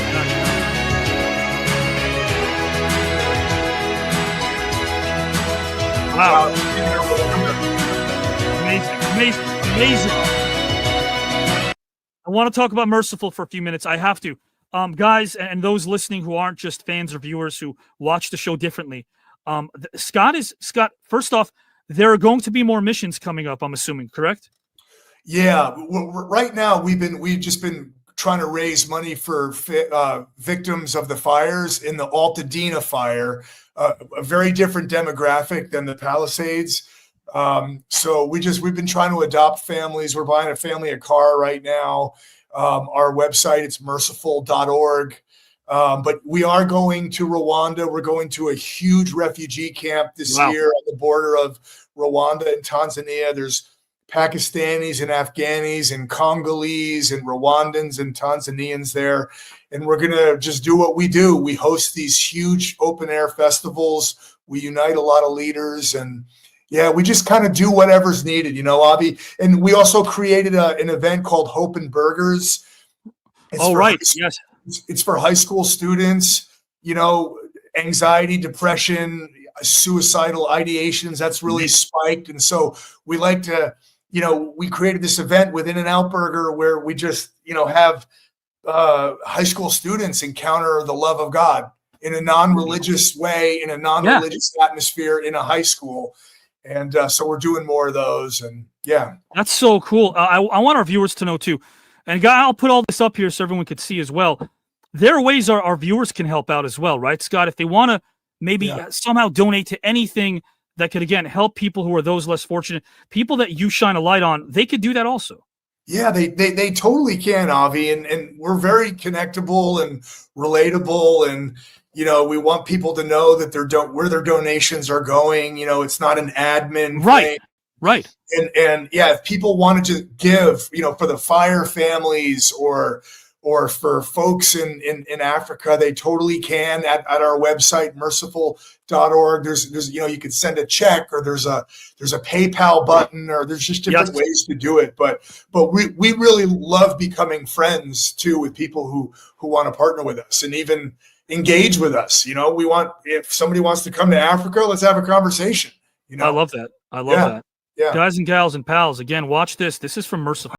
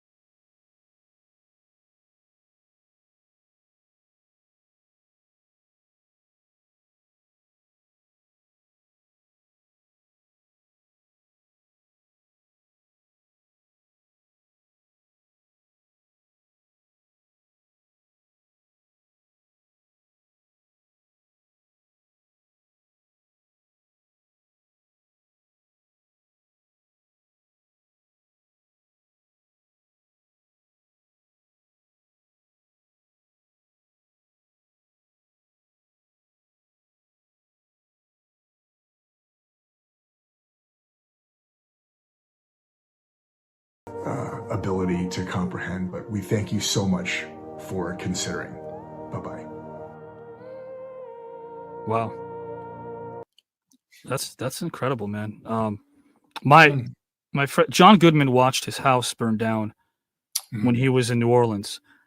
What we don't hear about are the stories in areas that you highlighted, where people are not going to have their stories told. Not to take away from anyone who lost their home, celebrity or otherwise, but the fact that you're doing this is awesome. I want to be able to donate. I'll talk to you off camera about that. Thanks for doing what you do, man. Thanks, Avi. Appreciate you, man. So Scott, again, sorry. Yeah. No, I'll let our audience know. Our show, A Better Day, will return at some point, guys. We'll hopefully motivate you and inspire you the way we do, the way Scott does. And then you'll see him in this tournament in the fall, late summer, early fall. He'll be in round number 3, which is cool. We got about 4 or 5 months to breathe this out, and then he'll be back in round number 3 to try to win it all. Do you have a nice time, my friend? I had a great time, Avi. Great time. Didn't expect to have all these emotions. It's like I went to a movie. I love it, my friend. It was fantastic, Avi. Thank you, bro. Well, so are you, man. I'm going to talk to you very soon, and thank you again. Yeah, thanks so much. Thank you, everybody. Thank you. Great Scott Winters, guys and gals, and from one great to another. Scott, Sonny, what a gentleman, huh? What was it cool to be able to kind of see the person behind the persona when it came to Tim and Scott? Well, absolutely. I'm a great athlete and great actor. They've done so much in their career, and like I said, it's nice to know. One of the advantages that we get, being able to go to autograph signing and stuff like that, you get to know the person behind what you see on television or what you see on the camera. But yeah, it's nice to know, that they all breathe the same air we breathe, and they have their likes and dislikes, and when you find out that most of these guys, most of them, not all of them, but most of them are down to earth. Everybody puts their one leg at a time, and I think because of a lot of the hype and stuff, and people have a tendency to not know them as a human being, and True. Look, both these guys, they're such a, you can see they have amazing amount of heart, and Scott, that's why I knew when I kind of put it together. I'm like, yeah, because you're the same. I knew that by maybe the second topic, where I was hoping for it, but I believed in it, that the three of you would come together on a different level. And you did. You talk about all of their accolades, but you have so many as well. And I keep trying to stress this to people. Being able to represent talent internationally in an era, in a time, in a company that maybe wasn't so receptive at the time, or didn't have such a great relationship when it came to previous management, you being an instrumental part of getting the Jushin Ligers and Chonos and, of course, Ultimo Dragons and Yuji Nagatas, being able to connect with them on a level that someone in WCW maybe wouldn't have, is valuable. What you did in the martial arts circuit is valuable, but it's how you treat your fans, because I have seen it. I was in Vegas. I like to stay in that little hotel away from all the noise. There was that was a little kind of quiet there. And I remember talking to George Laurinaitis. He wanted me to write something for him. And he was part of that group with Scott Norton there and Bischoff and everybody. I think Shane Helms was there. But we're all hanging out there. And I like to, first time I meet people, I like to zip the lip and listen. And just seeing how you treated people, fans and your fellow colleagues, bartenders, just the way you treat people makes you more important than any celebrity that doesn't know what to do with that celebrity. So put yourself in that category, my friend. You're an awesome human being. Well, thank you so much. But, listen, we're blessed. And being the position we are in, all these people, clearly you show it's about celebrity. But, what people forget is that we're a celebrity because people put us there in that light, and if without them, we're the same guys that goes buy groceries, at Target. So true. So, we're blessed. Yeah. We're really blessed, and especially coming from your beginnings, family of an immigrant. Yeah. And not being able to speak English, and accomplish what I got to accomplish and having a wonderful family that I have, like I was telling you earlier, living an American dream. I love it. I mean, I could not live this in Japan. I'm only have what I have because this great country of the United States. Well, you give people hope there. You give people hope here as well. Again, you're a dear friend. I'm going to play this video for you real quick. But, Sonny, I got to say this before asking if you like the show or not and your thoughts and expressions on what we did. Stevie Ray. Stevie told me that at some point, if Sonny advances to the third round, first off, I don't think he's happy about that announcement. Now, Stevie, if you're listening, and I know you are, and commenting, I need you to know something. Julie Brown had tech issues, but I said this before round 2 began.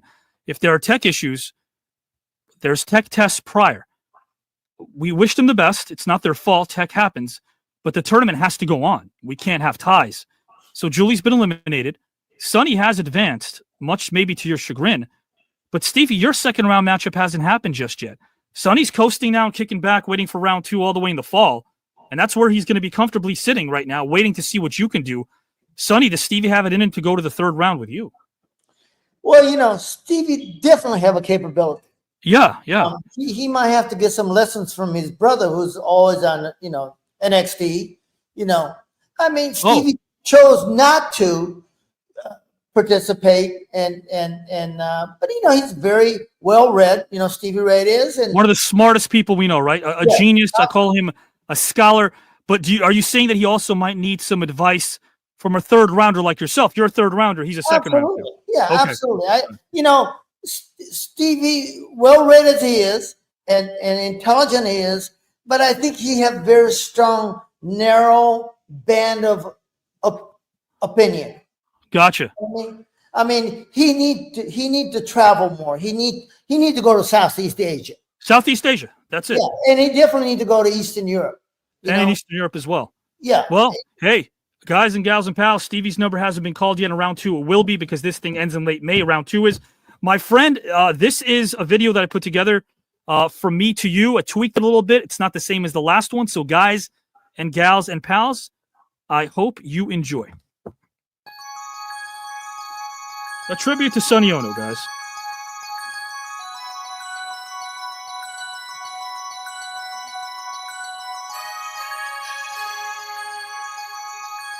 I like that photo. I used it last time. Yeah. Family. That's awesome. That is awesome too.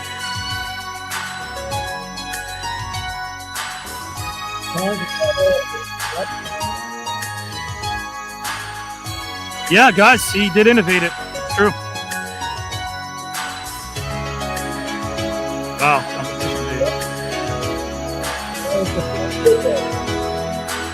Sure.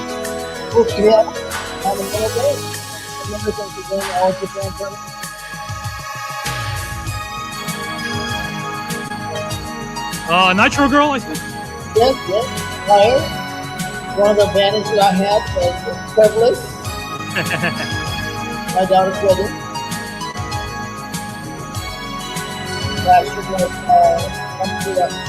I like that photo. That's awesome. Oh, wow. Nokia Muhammad Ali. Wow. Okay. All about family, guys. Remember that. It's all about family. Here we go. Beautiful family. American Dream, I know. Ultimo Dragon never ages. Canadian national championship. Wow. That's so awesome.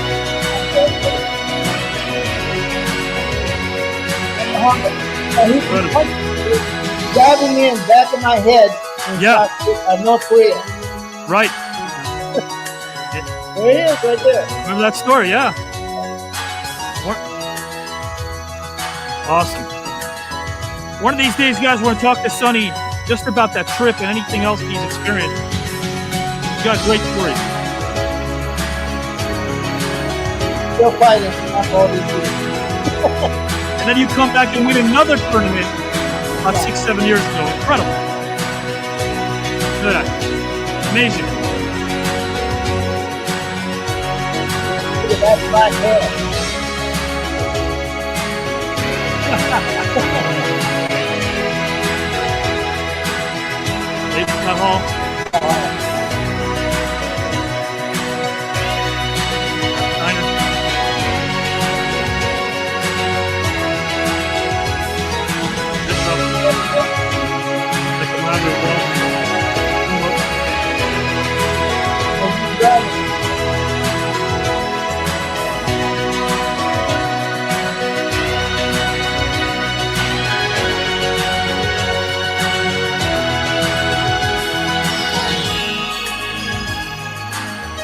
I'm always a sort of.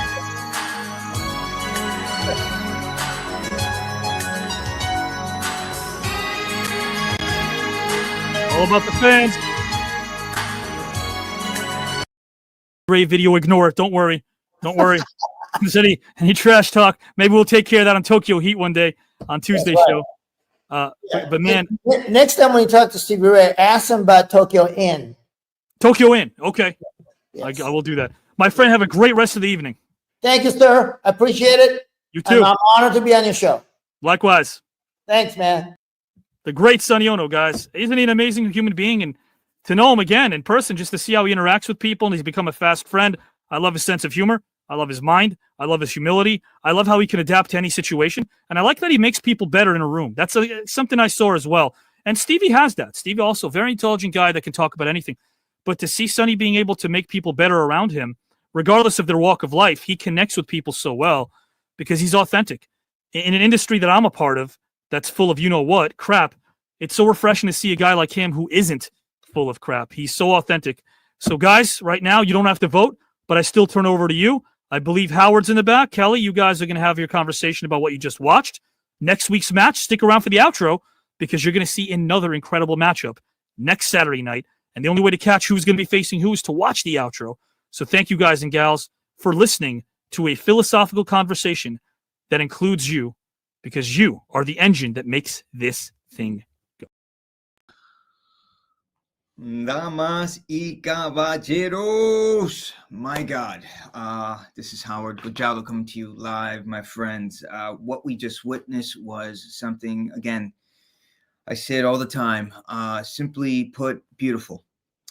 You know, I always say this every Saturday night. We see these amazing luminaries. We see these men and women, and they just open up their hearts, open up their minds, and they just share with us their heart and their soul. And we, the audience, the engine, are made better as a result. To me, that is just beautiful. I mean, watching these men talk about their grandmas, talking about their mothers, oh my God, it moves me. You know, I mean, because it makes me think about that generation of mothers who, you know, took their children and traveled to another land, you know, America.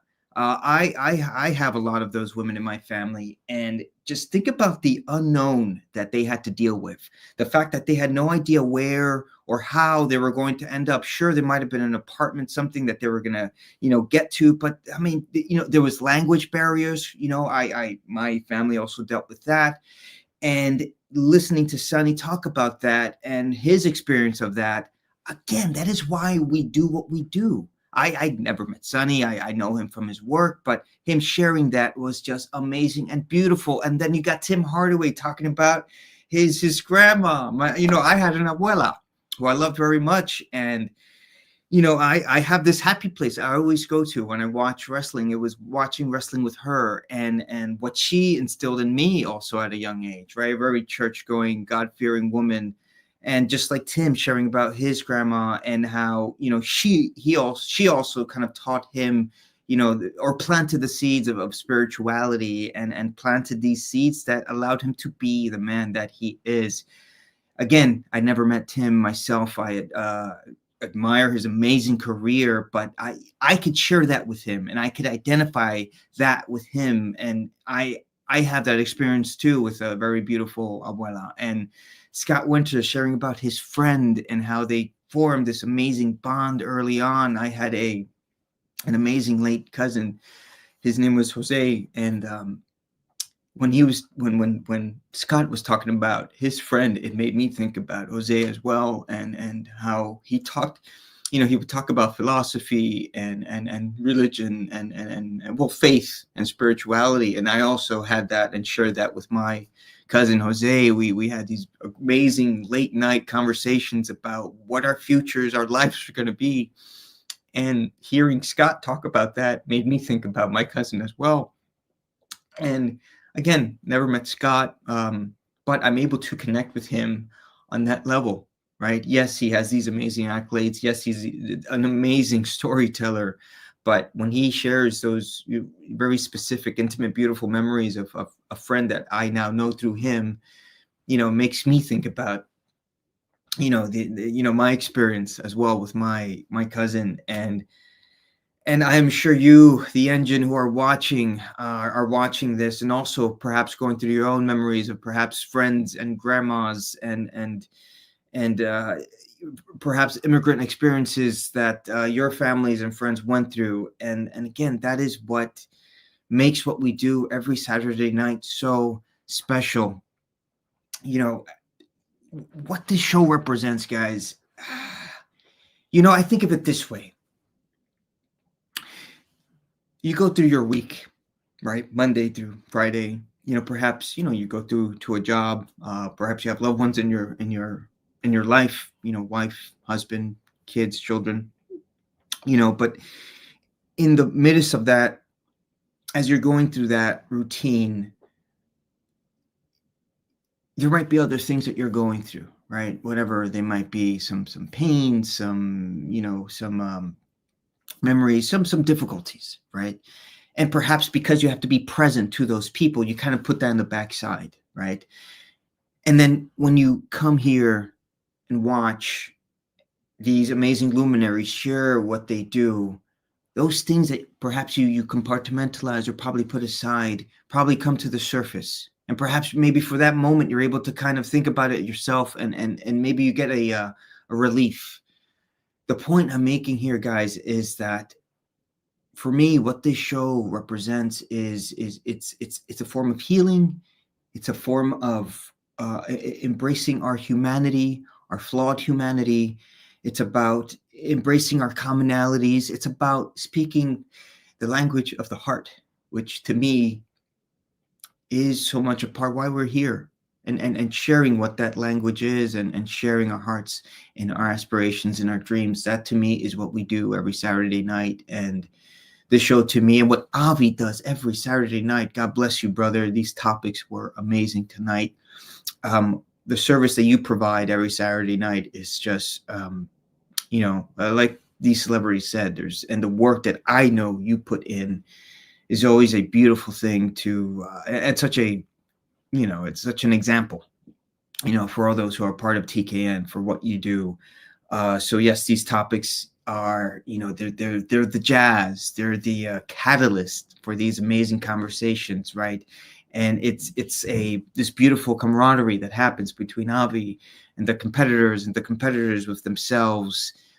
It is just a beautiful, transcendent event that happens every Saturday night, and I'm always grateful to witness that and be a part of that. And that to me is what this, in a nutshell, what the show represents. Well. I told everybody when I pinned the link to my page this afternoon that this is a magical portal to really another land. And pardon me if I'm sounding a little D&D-ish, it's my thing. But I think that's what we witnessed tonight. And we've witnessed it, on other nights before, but I don't know, tonight just, I don't know, it had a little special something to it. Now I did really miss Julie Brown's presence. I think she would have been a different dynamic, but there is absolutely nothing wrong at all, if you were here watching, with the dynamic we had between Sonny and Scott and Tim. And I think this episode, to me, the topics were awesome. And I've told Avi this. I said, man, you come up with such great topics. I sit here and I watch the show and I watch how these, luminaries handle these. And I was like, man, I want to be there with them. I want to talk about this with them. I got something to say. And again, amazing as always. And tonight, no different. The topics were amazing, and the conversations about those topics were amazing. But I sometimes look at the peripheral with things, and I think tonight really highlighted two things. The big one is really authenticity. I know Scott had said it several times. Avi brought it up. Hey, Chad, glad to see you, bro. You know, I think Tim mentioned, I think even Sonny might have touched on it, but it stood out to me within the topic, as Howard pointed out, you could see the emotion in Tim Hardaway Sr.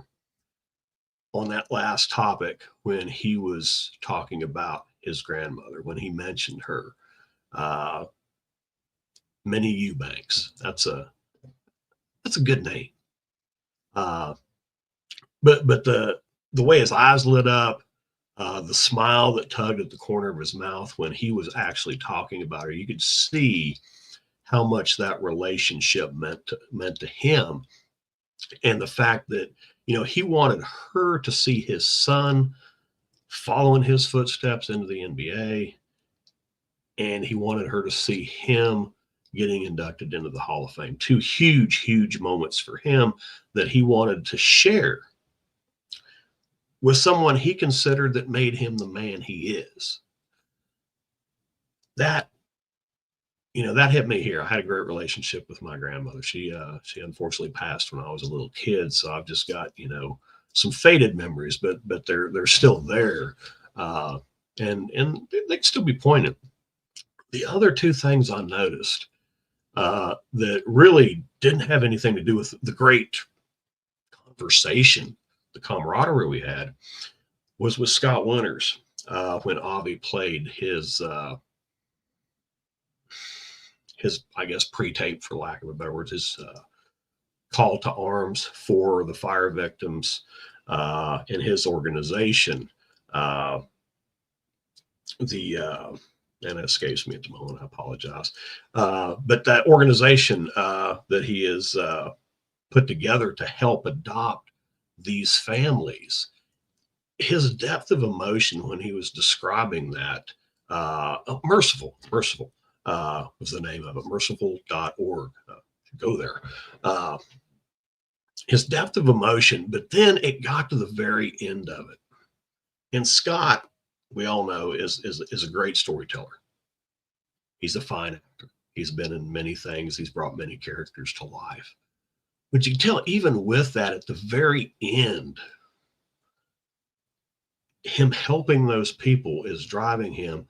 By the same token, you could see the emotion at the end. He wasn't 100% comfortable asking people to cough up their money. You don't get more authentic than that. You really don't. He's doing such a wonderful thing, not only in that area, but, you know, the Rwanda thing, other parts of Africa. But it just showed his humanity right there.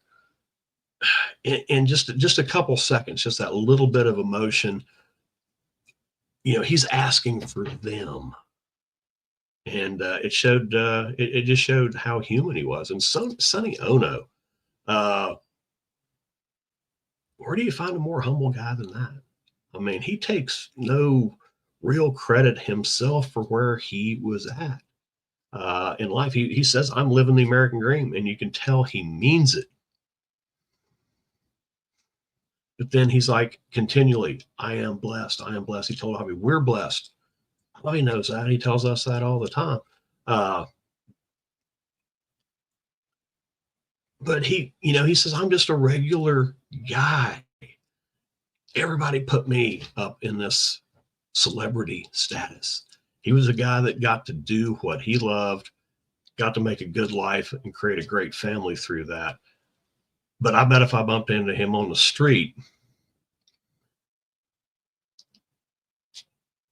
and we just sat down and had a conversation, unless it actually came up in that conversation, he wouldn't be, I'm the great Sonny Onoo. He's a truly humble guy. And that is, again, authenticity. The other thing with the authenticity, and Scott, again, brought this up, and he called it TKN as being disruptive. I do like that. I do like that. And I see where he's going with that. But it put a picture in my head that the great river of life, and unfortunately, things fall into that river, trash, and it's all flowing down. TKN is the boat that's paddling upstream. We're going the other way. So we're disrupting that flow of trash because we don't deal in trash. We deal in substance. We deal in the positivity. We deal in camaraderie, philosophical fun. We deal in a digital arena that hopefully someday will be walls and floor and all that. That's what we're all looking forward to and hoping for. But right now it's a digital arena where strangers enter and groups of friends leave.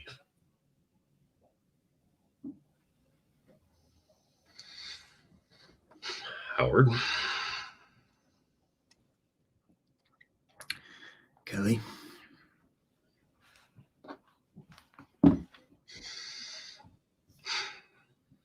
It's pretty high praise you gave Avi a few minutes ago about how hard he works and all the amazing things he does, wasn't it? Well, yeah. Yeah. You think it's easy for him to do that with that knife you left in his back? You think you made that any easier for him to do with what you've done? You think it's that simple, Kelly? I call it like I see it. You think I just decided one day, hey, let me just stab my friend who I've been working with, my brother who I've been working with for 4 years, who I've known for 20 years? You think I just woke up one day and said, let me just stab him in the back? Well, see, Howard, that's the thing. Myself and probably nobody else thought that. We thought Howard screwed up, made a huge mistake, a highly regrettable error. When JW, come here, Howard, come here, do this. And Howard's like, yeah. But then in this little tournament that's coming up Wednesday, 13th on the Black Box, before it really came down, when you and I were matched up, you had the opportunity to right that wrong. And what did you decide to do? Tell the people listening what you decided to do, Howard, instead of just simply saying, I'll bow out. Avi can have his spot back. I'll pull that accidental knife out of his back and let him compete in the tournament he started for his friend Tom Sizemore. Tell him, Howard. Tell him. I decided to still go on with the stakes as they are. Yeah. Mm-hmm. Because if Kelly,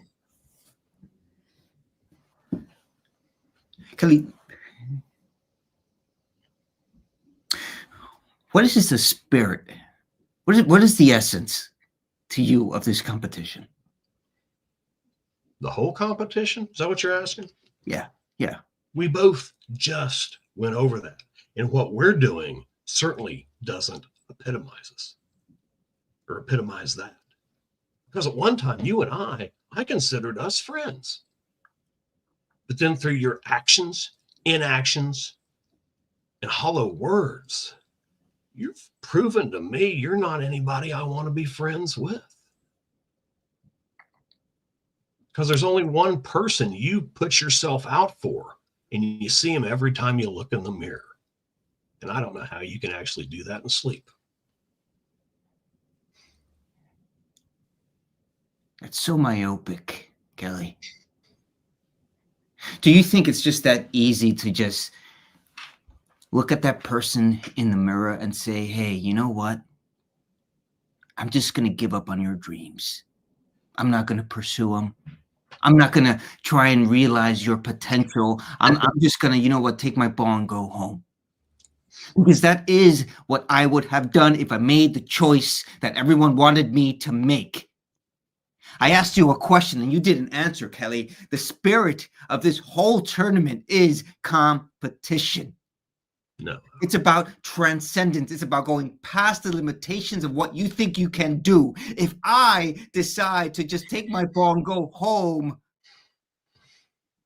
how am I going to look at my own friend and brother and say, hey, you know what? I could be your friend. I could be your brother. He's going to look at me and say, you gave up. You gave up. That is what he's going to tell me. Because if I know Avi, if I know his heart, at the end of the day, he is a competitor. That is what is in his heart and in his soul. So while my decision is a complex one and not an easy one by any means, it's a decision I know that he also would have made. Yeah, go ahead. You know Avi's heart? Really? Because you missed and you hit him in the back. That's quite the difference.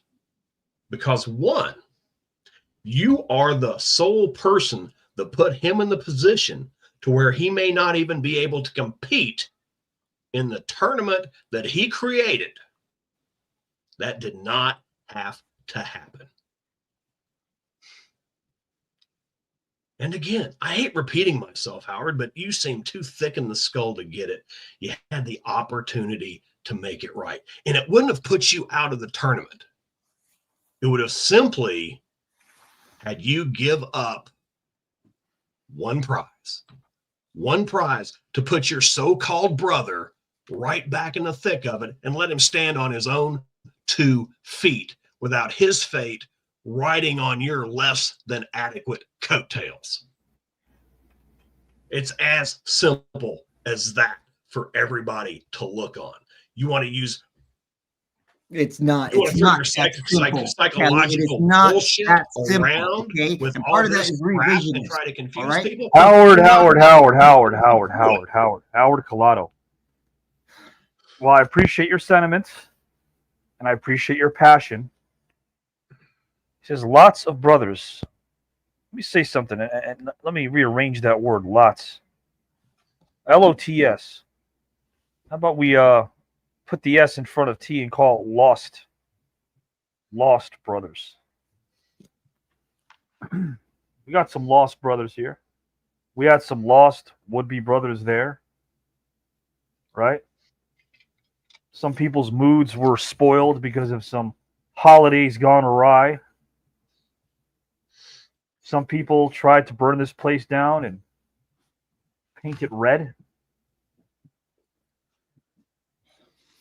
Others were too busy being mischievous in the back instead of embracing positivity, throwing red herrings at us. Other liars and cheats who decided to enter this virtual arena calling themselves the sheriffs of this land. Delusional folk, negative folk, toxic folk. They don't belong in this place because we're not toxic and we're not negative. And what I'm hearing right now from you, Howard, what I'm hearing from you has nothing to do with anyone I worked with who I let go because they were negative. That is not what you have to worry or concern yourself with. You're a positive guy, but you're allowing yourself maybe not even allowing yourself, Howard. Maybe you're allowing others to dictate your path for you. Let me explain. We got the Black Box this Wednesday, 8 p.m. Eastern Time on the New Network Facebook business page. And this very YouTube channel. People might be wondering, well, we just watched an incredible match. What is this thing going on between Howard and Kelly? And although you guys can't go that far back to understand how it began, you can't see how intense it is. And it's intense and very real and very authentic because these two men not only care about this place, but they care about the trajectory, care about the timeline. They care about their would-be futures because their life will go on if they don't win this tournament. It'll be amazing.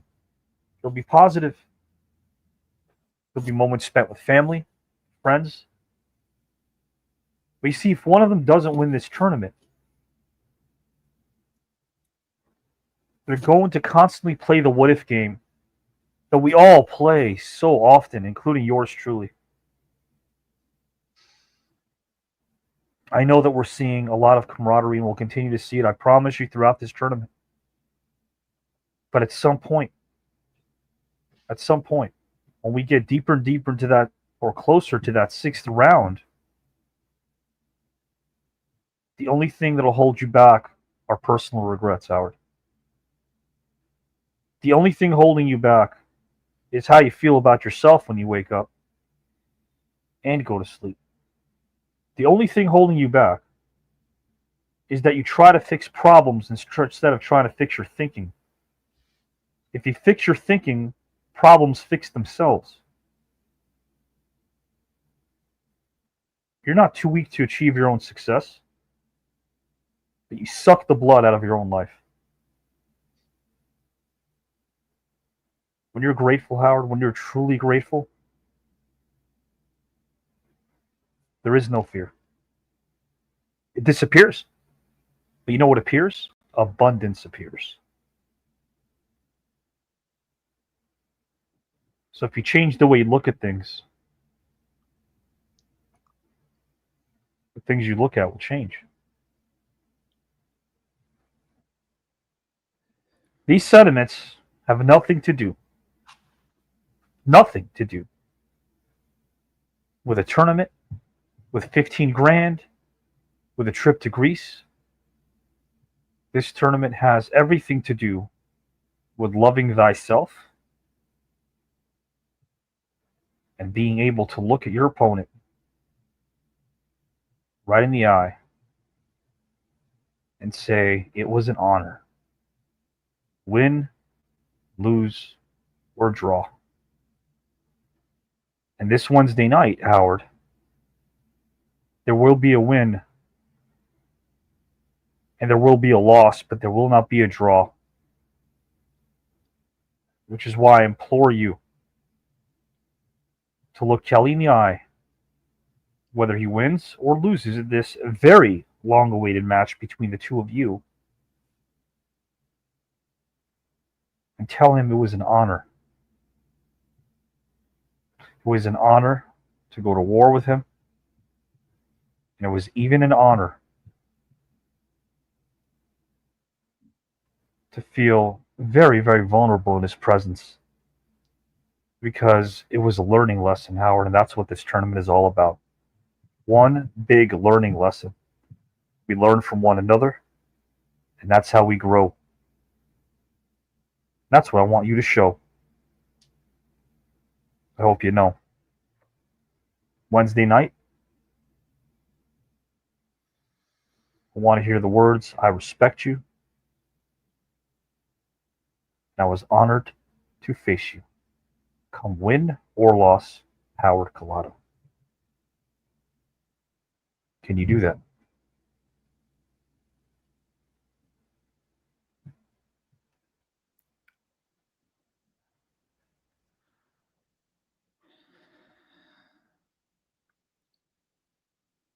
For you, Avi. Yeah. I'm glad. And I trust you. And trust, as you know, is a very, very, very big thing for me. Which is why the way you convey everything I just brought up in your post-match with Kelly White this Wednesday will tell a story. And whether or not I like or dislike that story, a decision will be made by me. We're entering the final lap of the second round. There is no bowl to determine matchups in round 3. It will be announced weekly. with the exception of a couple. Depending on how you handle your post-match with one Kelly White will determine whether or not I will place you in an official third-round match with Kelly White and a mystery opponent should you defeat JW. Because you know what, Howard? I trusted everything you said, but maybe, just maybe, you're giving me some emotional reaction. If you truly, truly want to be able to win this tournament and maintain your integrity and realize that the ghosts of your past can only bring you down, then you're going to have to face the most insurmountable odds anyone can possibly face in this tournament by facing a man who has won and been rewarded with so many different amazing gifts in this tournament that you, my friend, are going to have to find out what Kelly White is like on Saturday nights. Because if you think this man's tough on Wednesdays, welcome to the weekends, Howard. A place that pretty soon will be synonymous with the name Kelly J. White. You think about that, Howard, while the rest of our viewers think about what they have in store for them next Saturday night. For Tim Hardaway, for Scott Winters, for Sonny Onoo, for the most decorated and perhaps the toughest opponent anybody could draw, Kelly J. White. For Howard Collado, I am Avi Klein. Enjoy our outro.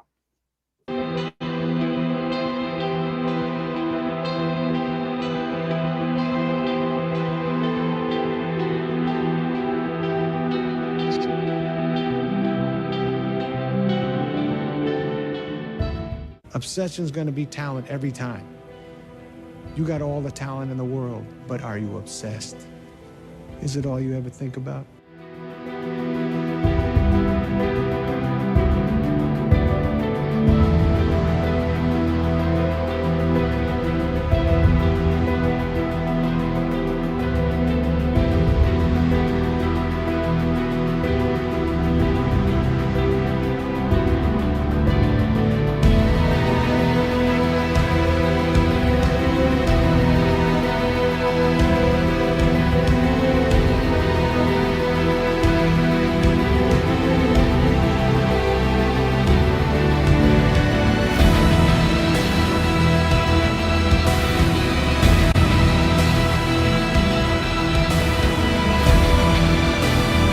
As a leader, Jackie wouldn't just bring people together, he'd show them that it's possible to move past the things that divide us and build something better. Right now with my kids, I have one in high school. My oldest is a senior in high school, and I'm on the field coaching with him.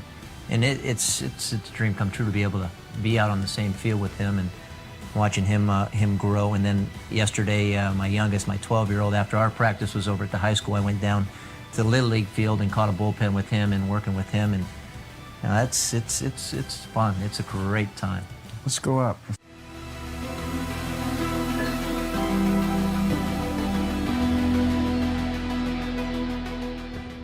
Come then discovering the Calvin Murphys and the Charlie Chris, you know, seeing those actually on that type of stage and that type of setting, it really started to, you know, doing a lot of things in my brain.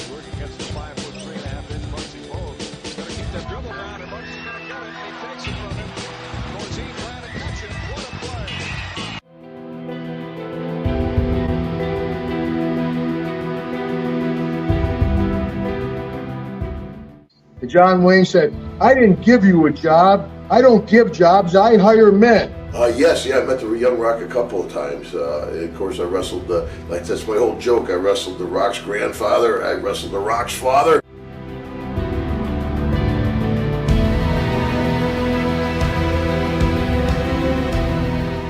All the improper benefits he was receiving. And that alone probably didn't do it. But then there was another interview with Coach Collins, the athletic director Bob Hitch, and the recruiting coordinator Henry Lee Parker, and that sealed their fate. Hungry Chicago, finally champions on this January day in New Orleans.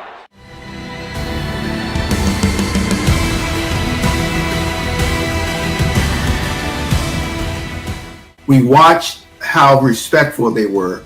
And that moment shaped how I dealt with people somewhat as a pro basketball player, even a college basketball player, because I wanted to be human. They were, you said it earlier, they were what?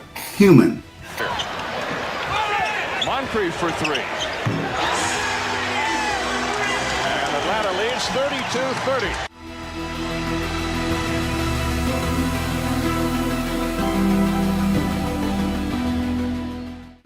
That I was 100% committed to being as good as I could be playing hockey. And anything outside of that, at that time, didn't matter. And I forgot to take the enjoyment of it.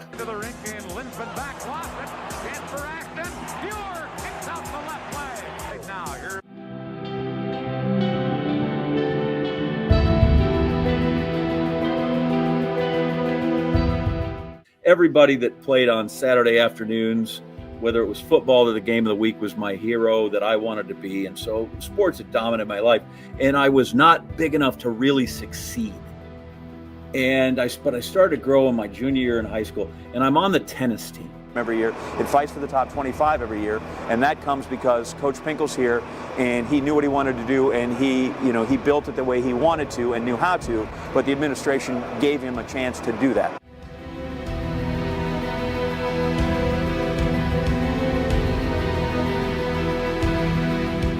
You know, the battle rap and the breakdancing and the graffiti art, it was a very positive thing that was happening in the inner city at that time.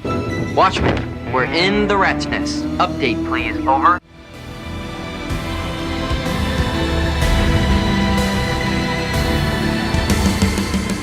So many people had love for each other. So many people tolerated each other. And here it is, a little over 20 years later, and all of a sudden we're at each other's throats again. Over what? You know you arrive when you go into a place, everybody's calling you every name under the sun. A couple of months later, you got people all over this place with signs with your names on them. You know what I'm saying? That's, I don't know, just want to touch you. And it was great. And the guys that own the place, oh man, they treat us right. They treat us nice, and it was a great ride. It was a great.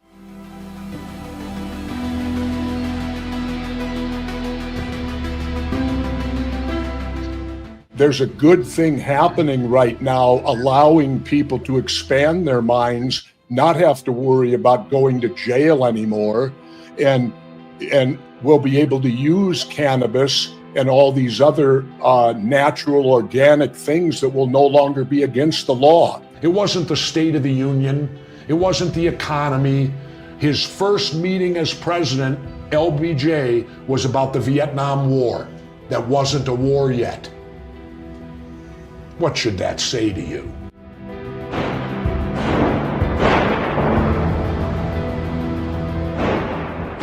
New Year's Eve came to be the poker night and the time that we looked forward to. Everybody would get their beer, wine, and somebody would make some hors d'oeuvres, and we'd call out for a pizza. So finally I took the microphone and I started singing God Bless America, and got kind of teary. You know, I got the courage one day after practice to ask him, Moses, how, you know, you have all these cars. He says, you know why, big fella? Because I can afford to. That's great. McChesney with a big offensive board, and he'll have a three-point opportunity. I realize now, decades later, that he, with that one word, was saying, at no time in any performance must you allow yourself to do anything but give a laser beam from right there of what is true and authentic. What happens now is people will sit next to me on the plane and go, okay, so Bronson, I got this crud like in between my tiles, but it's an apartment, and I know it's like, what do I do? And I'm like, muriatic acid, but make sure you wear a mask. And the championships, they seem to be very easy when it's all said and done, but there's nothing easy about playing 162 games and a 180 game schedule. You gotta listen to your players, and that's exactly what he did. And I guess that's why these GMs nowadays let managers know, don't let the players decide anymore.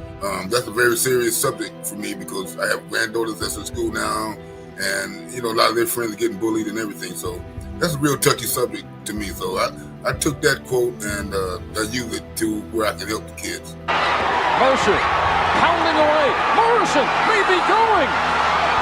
Morrison is gone.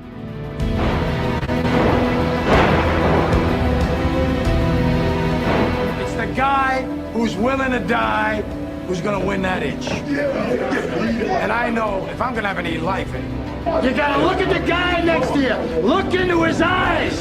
Now, I think you're going to see a guy who will go that inch with you. You know what? Maybe one of the world's problems will get solved by listening to this show. I'm going to win this whole thing. Watch. I know you are, Tom. I know you are.